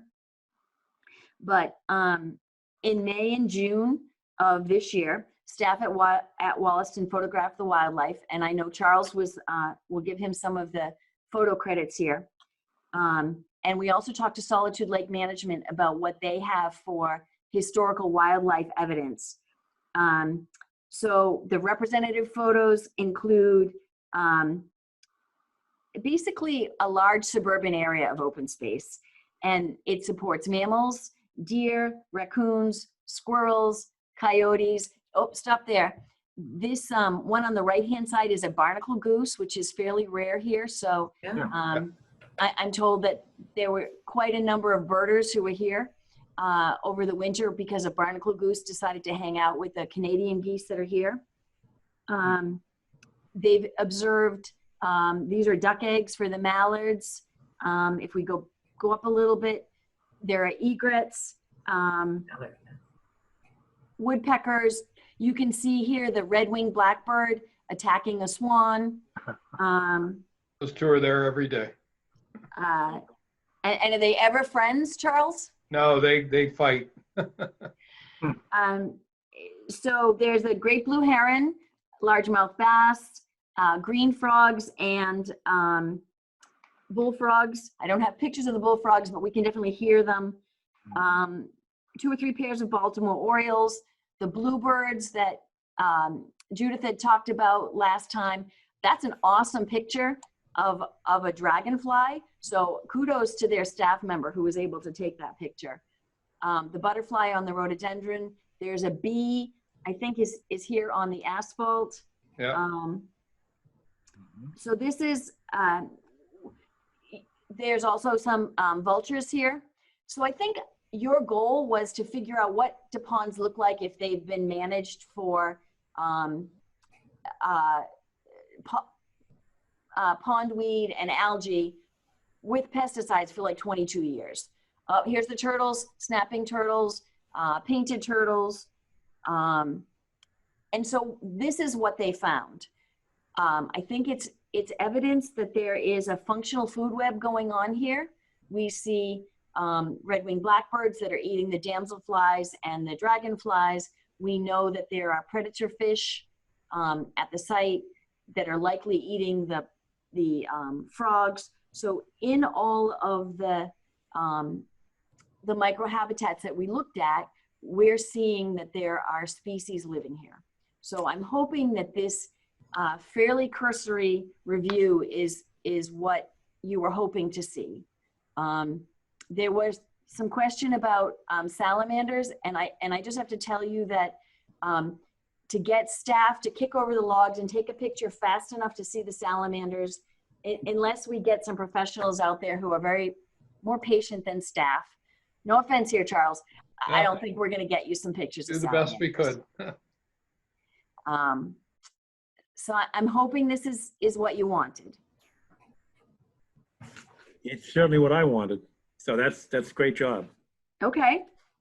Yeah, no, I agree. I think you've done a great job demonstrating the habitat value there, and that it's functioning well, you know, in a managed system. Thank you. Wendy, any questions or comments?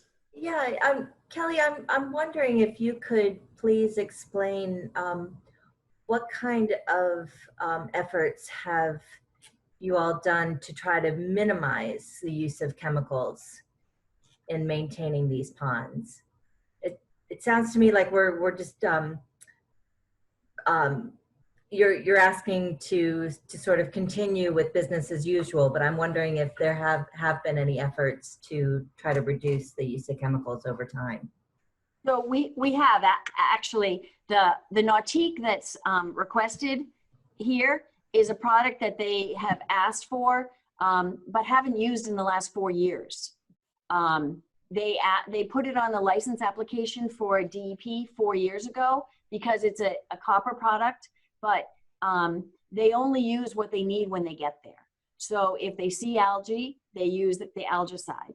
If they find that the pond weed is getting out of control, they'll apply it there. But they really don't apply any more than they need to for a couple of reasons. One is cost, because the club pays for what's been applied, and the other is they basically treat what they see when they arrive. So it changes from year to year. They're not using glyphosate anymore, and they don't intend to use it again. And so they ask for materials to be used, but they don't always apply them. Has there been any change in the amount of fertilizer that's been applied that might be feeding the algae in the ponds? No, the fertilizer, it's been the same golf course superintendent for many years.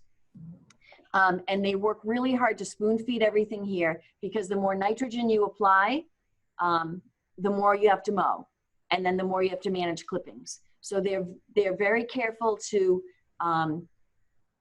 do tissue testing on a regular basis to evaluate what's needed and really only use what they have to use.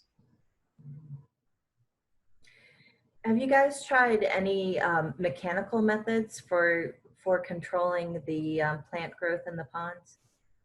Yes, so about, I have to think of how many years ago, maybe 10 years ago, Pond 6 was really, the amount of vegetation was really, really high. So there was an order that was issued for hydro raking.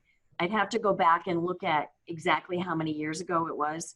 But by having the hydro rake go in there and remove whatever vegetation there was and then physically take that away, we found that pond is a lot healthier than it was before.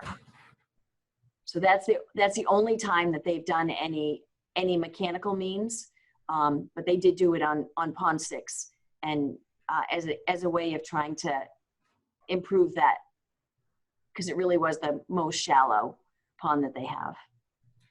Since it was so successful, is that something that you might consider replicating in the other 5 ponds as a way to minimize the use of chemicals? It's something that we could take a look at.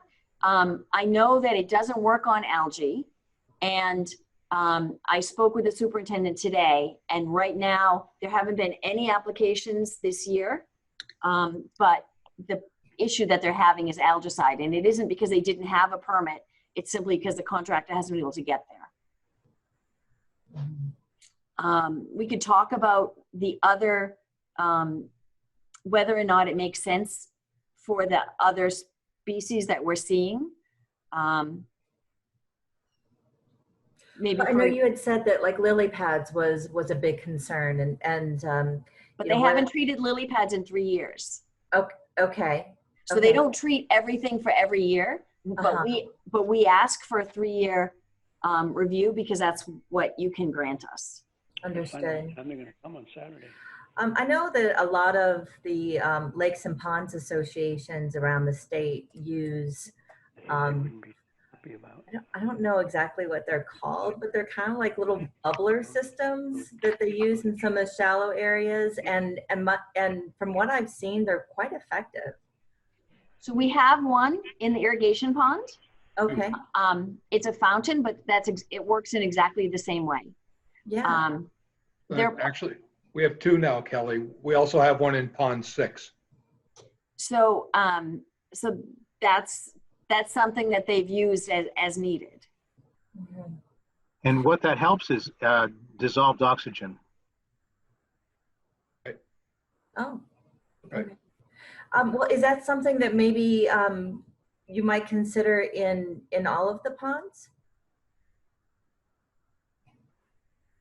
I mean, we could look at the economics of getting electricity and everything to all of those ponds, but that would be quite a project because of their remote nature to that. You know, as they're spread across 100 acres or so, 16 acres of water spread across 150 acres, 6 different ponds. We could look at the economics of it, but I think that's kind of what it comes down to for some of these projects. You know, like you're talking, physically eradicating the lilies and things like that. Sometimes the chemical application is much more easy to apply in the remote locations rather than getting in with a mechanical device and harvesting these products out. But always up for looking at the economics of both options. So the water bubbler isn't going to help the lily pads. Mechanical harvesting might do that, but I know that has not been a significant problem in the last few years. It would just seem to me that, you know, sort of changing the approach and focusing on limiting the fertilizer input and maybe focusing on some of these other more mechanical methods, while maybe they may be more an additional expense. I would think that it would save you money in the long run, but more importantly, from our perspective, you know, adding less chemicals to that sensitive environment is certainly one of the things that we care about. Sure, and again, appreciate that. The only other issue with it is when these plants are all really like now is our golf season. If there was a way we could attack them in the off season effectively, we'd be open to looking at that. But unfortunately, like a lot of these applications are topical and post-emergent, where we're not really treating the water, we're treating the plant once it's on the surface and visible and accessible. That would be, look at it, but that might be tough to do in the golf season. And just remember, everyone, that plants grow faster in hot weather than they do in the cooler weather. Yeah. So that's the issue that you run into with this kind of work.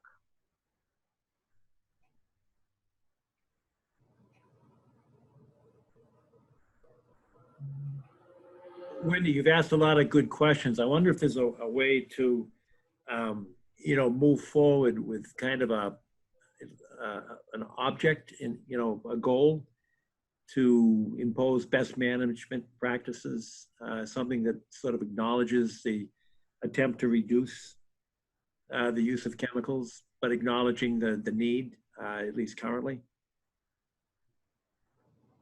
I mean, is there anything that we can build into this permit that would, call upon Wollaston to attempt to achieve some of the goals that you've stated?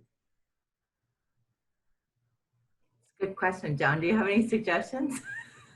Well, no, other than, and I think, Kelly is probably the right person to do it because she seems to be up to date on all of the new techniques. But if there is a way to shift away from chemicals towards like the mechanical, I remember that rake in Pond 6, because I think he brought in some pictures of the machinery. They had these big pontoon tires. It was really an interesting device.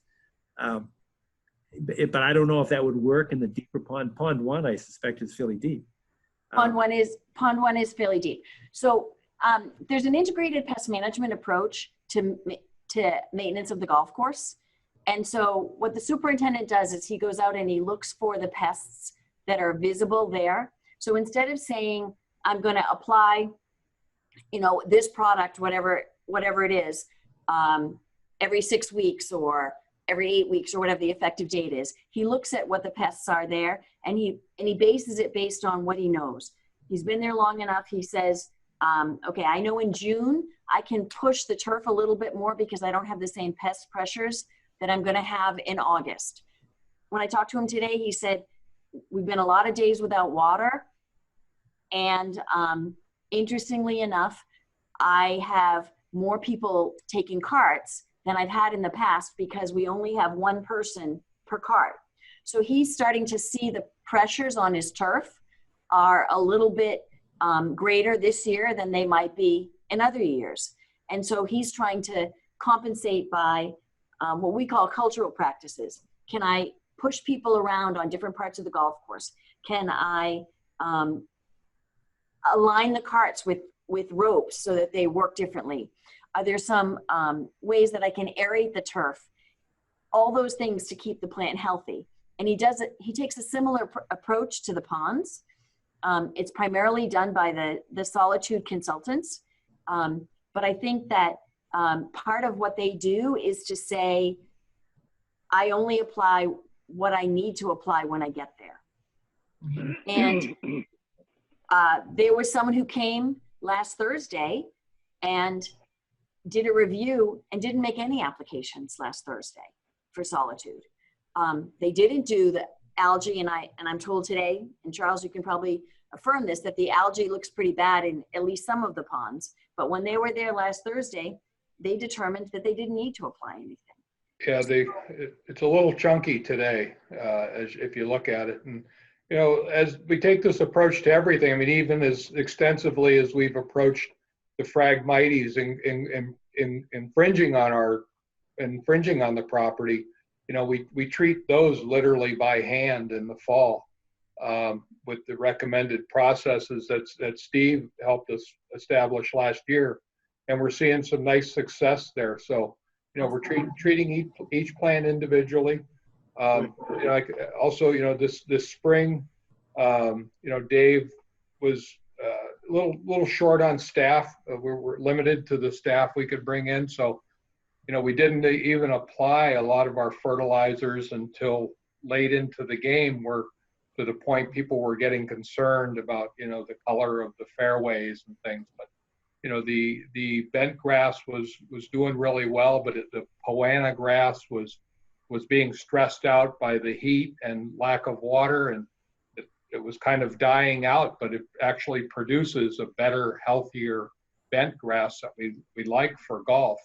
And then once he applied just a little bit of the fertilizer, a little bit of nitrogen, boy, they just popped up green, really nice. They look beautiful now. So, we do try to manage each part of each individual nuance of the course the best we can. And I really appreciate, what you're saying, Wendy. And I'm new to the club. I've only been here a year now, and working with Kelly and Dave, we're looking to really find more natural ways to approach these things and work with you on this. And Steve has also been a wealth of knowledge. So anything we can do together to work on this, we'd really like to keep this going. And but for right now, this is kind of the answer for us, and we'd appreciate your.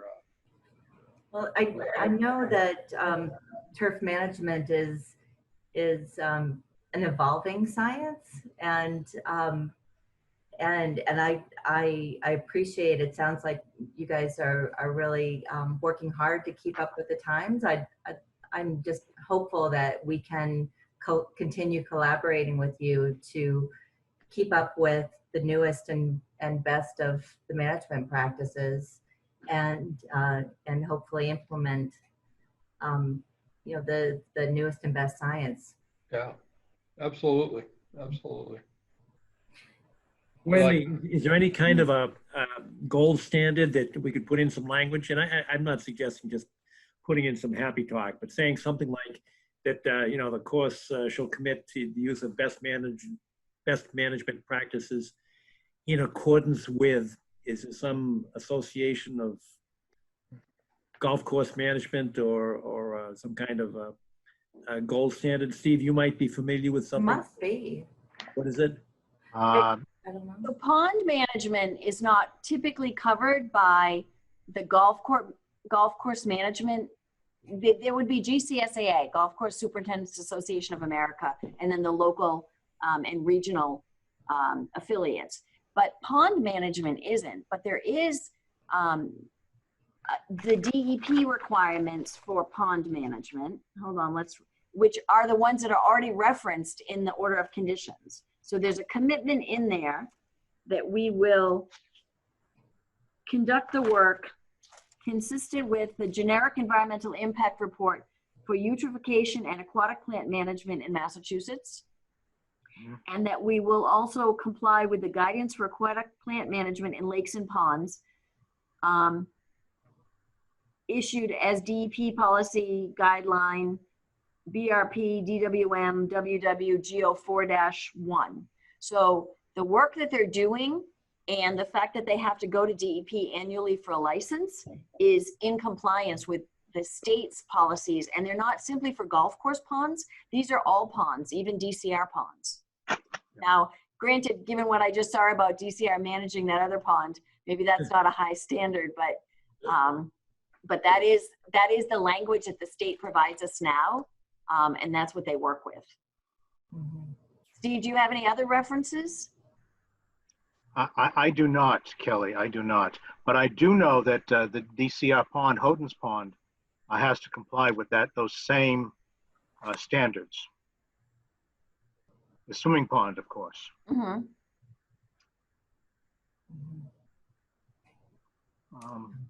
Yeah, I would say that those standards are pretty good standards. I've read the GEIR for eutrophication. I've read that one. So, so those are the ones that we are committed to meet now, because we couldn't get the license from DEP otherwise.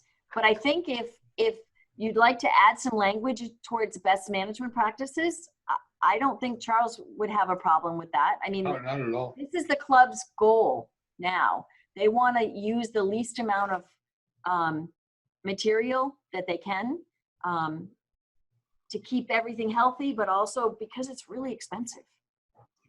It is.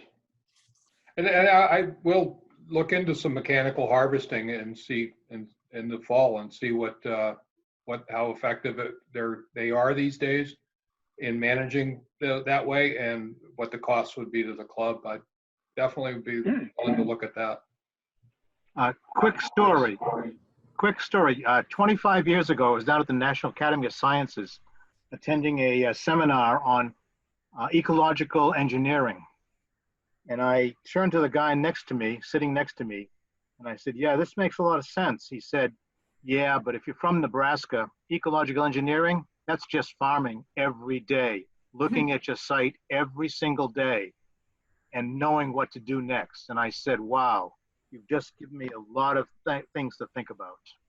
That's what he's doing there at the golf course. You have to look at it every day.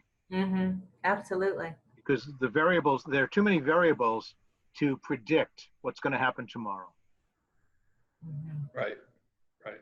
And that's the fun of it. That's the fun of it. Wendy, it may be of little solace to you, but to the extent that they've already, as part of the license, committed to compliance with the DEP regs, what if we added language to say that they'll make, good faith effort to reduce the use of chemicals in order to achieve the best management practices announced in like the, whatever, Steve, whatever you just said you read. What a Right.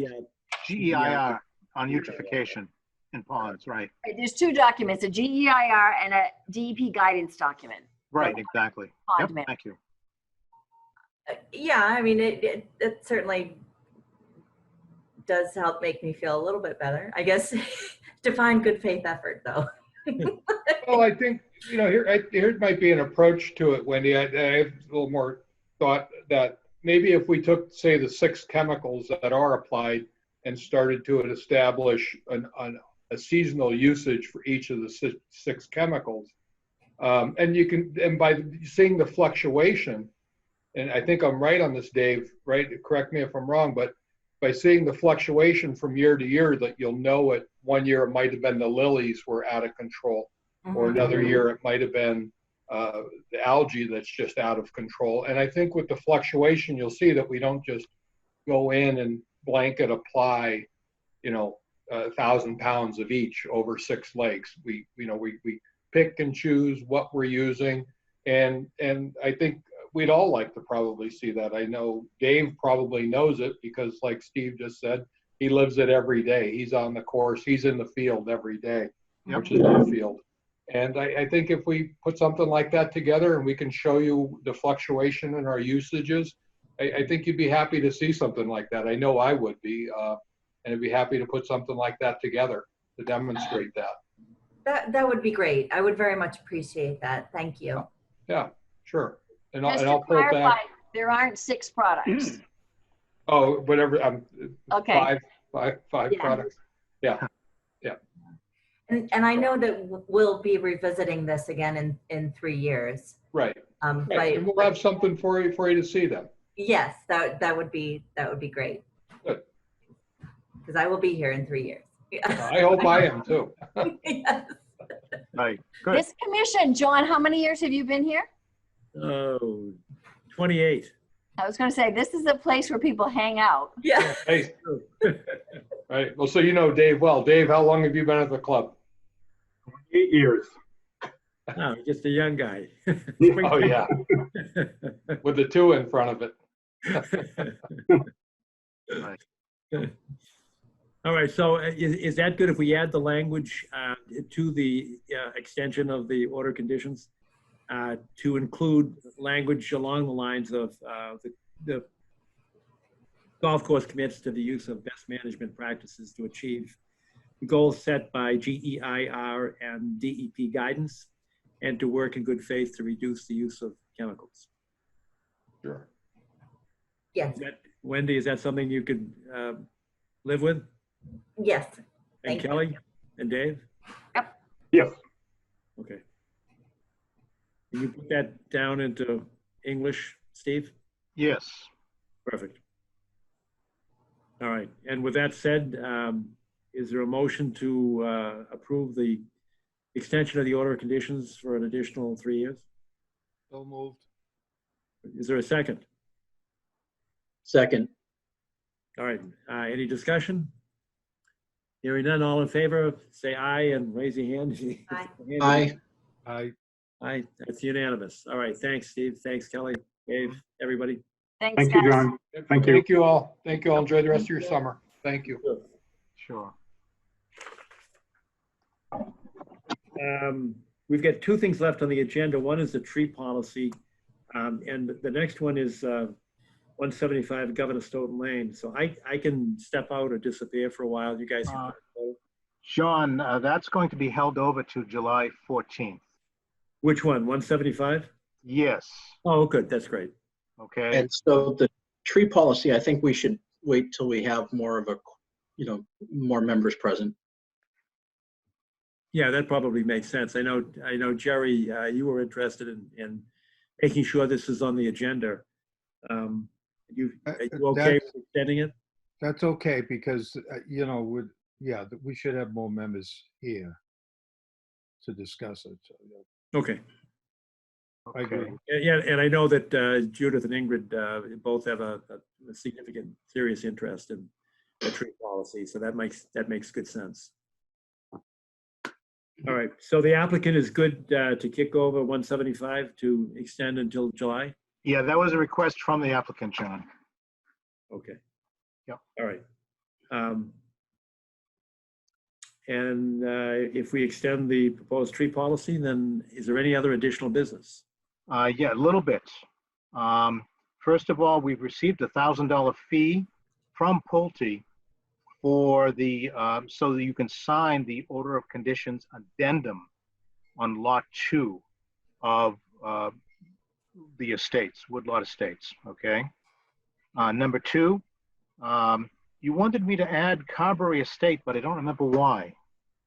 Oh, So- because there's a letter in the packet. They're looking for an amendment or revision to the planning board approval. Thank you. Just in our packet, but there's nothing before us. Okay. And to be honest with you, I looked at the plans they submitted, and it doesn't resonate with me because I can't tell where the wetland lines are, and I can't tell whether or not it impacts us or if it's jurisdictional to us or not. I haven't seen those plans yet, but I'll be able to tell you very soon, okay? Okay, fair enough. I will take that as an action item as well. And let's see, I wanted to tell you 591 and 593, they've restarted that project, very nice. And to finish off, I wanted to tell you about something I saw at Cunningham Park yesterday.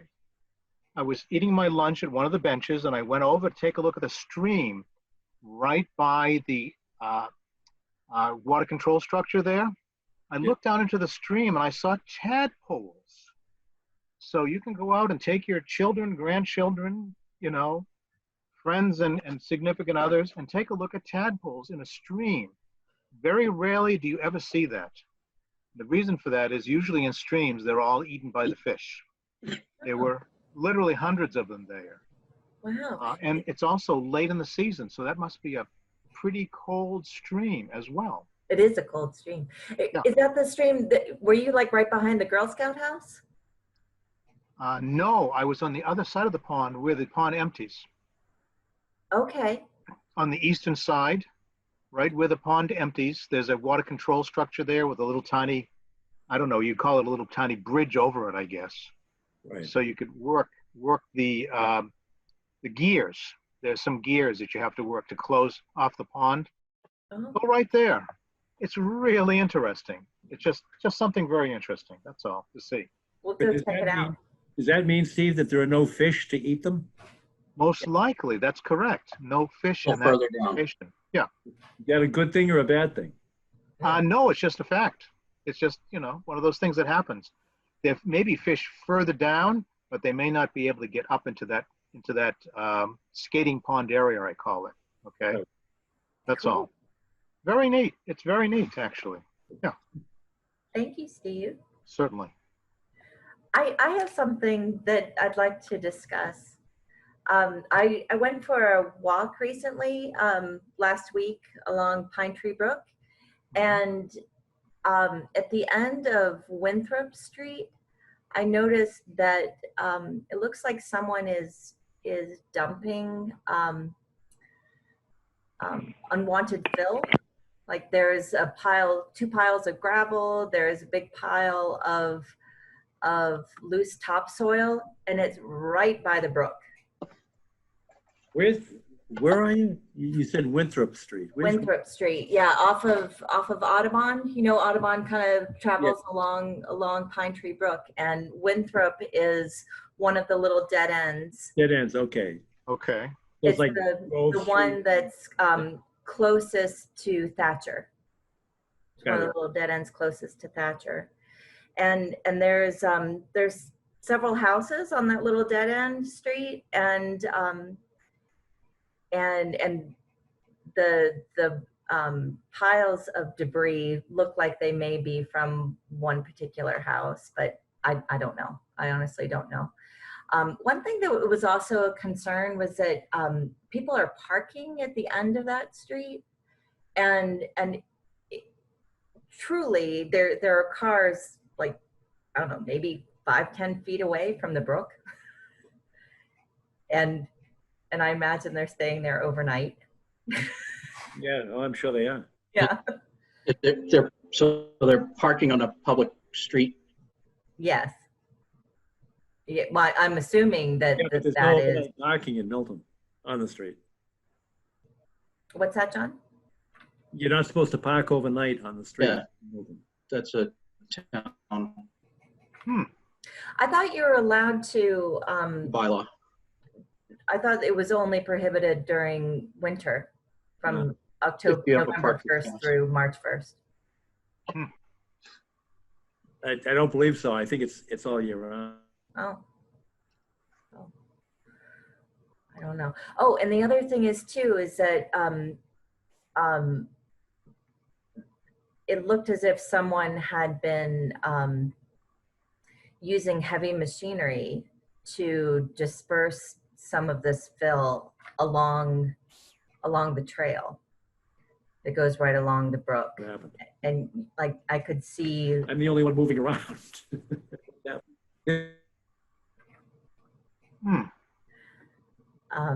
So I wasn't sure if this was something that I should have brought to Steve's attention a week ago when I saw it, but I wanted to bring it up now. I walk it every day. I'll walk down there tomorrow and take a look as well. Thanks, Hon. Sure, and I'll take a look, Okay. And the other thing I noticed too is it's that path is used a lot by kids in the neighborhood, which is awesome.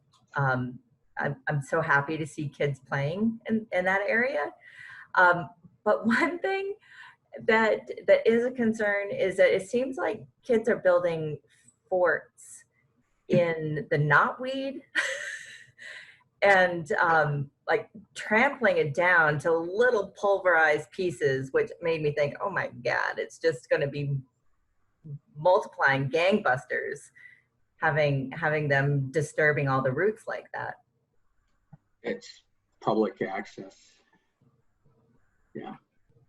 Yeah, I'm sorry, Wendy, I don't know the site very well. I'd have to take a look at it, but if they're pulverizing knotweed now, this time of year, yeah, is it the green or is it the dried brown and red that they're pulverizing?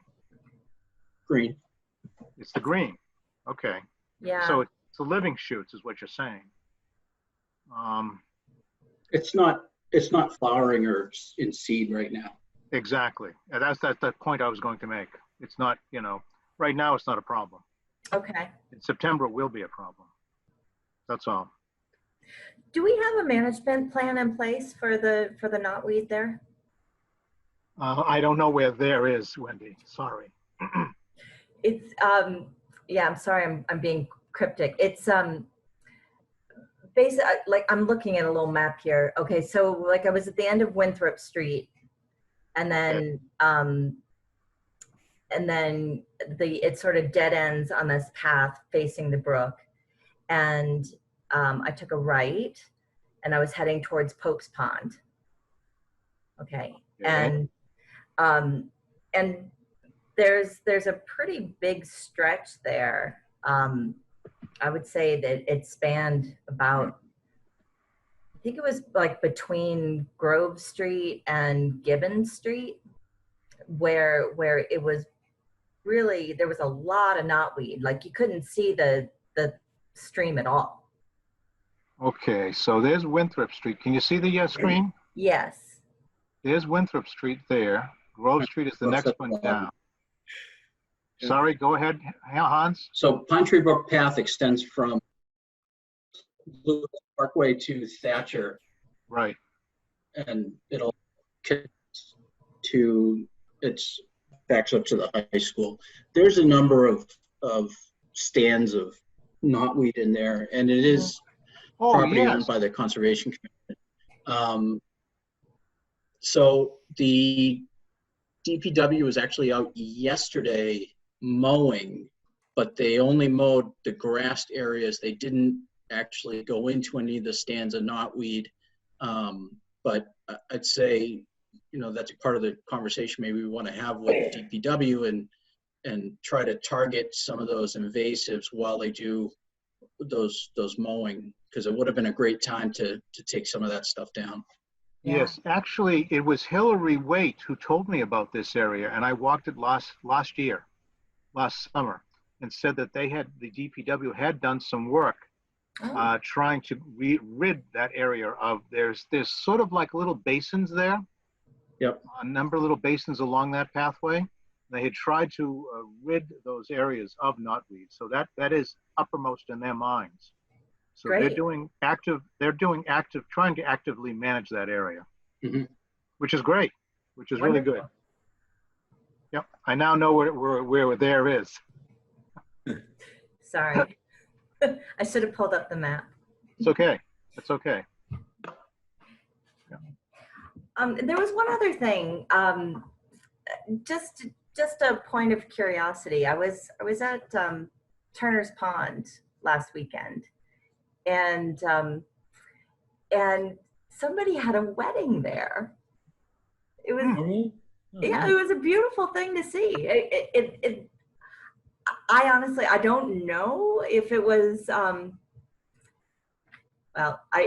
I don't know the details of the wedding. All I know is that it was very clearly a wedding, and they had like set up a beautiful like archway where apparently the ceremony was, and they were taking all kinds of pictures, and there was a lot of people there. And anyway, it just got me thinking, like, is that the kind of thing that people need to get a permit for? Like, would we have been notified if for something like that?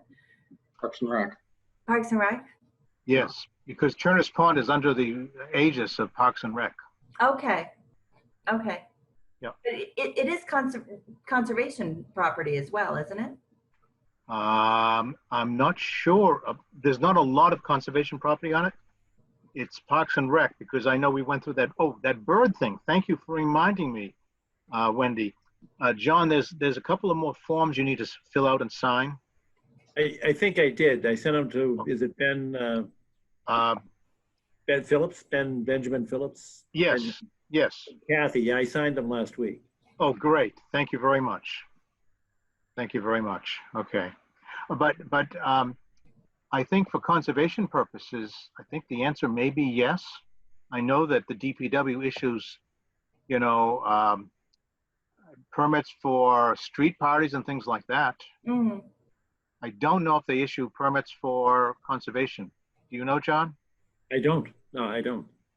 Well, let me ask Kathy, right? But I think the school department does, you know, for use of the, like the high school field. Well, there are like public get-togethers, races for kids and all that. Sure. I think the school department does that, and I think the park department does as well. Mm-hmm. Mm-hmm.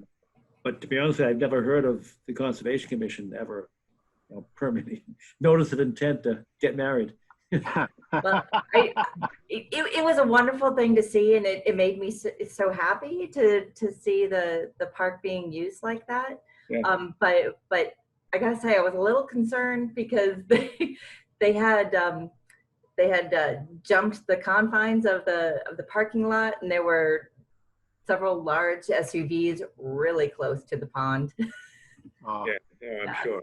I'm sure. There were probably a few beer cans at the end of it as well. Right.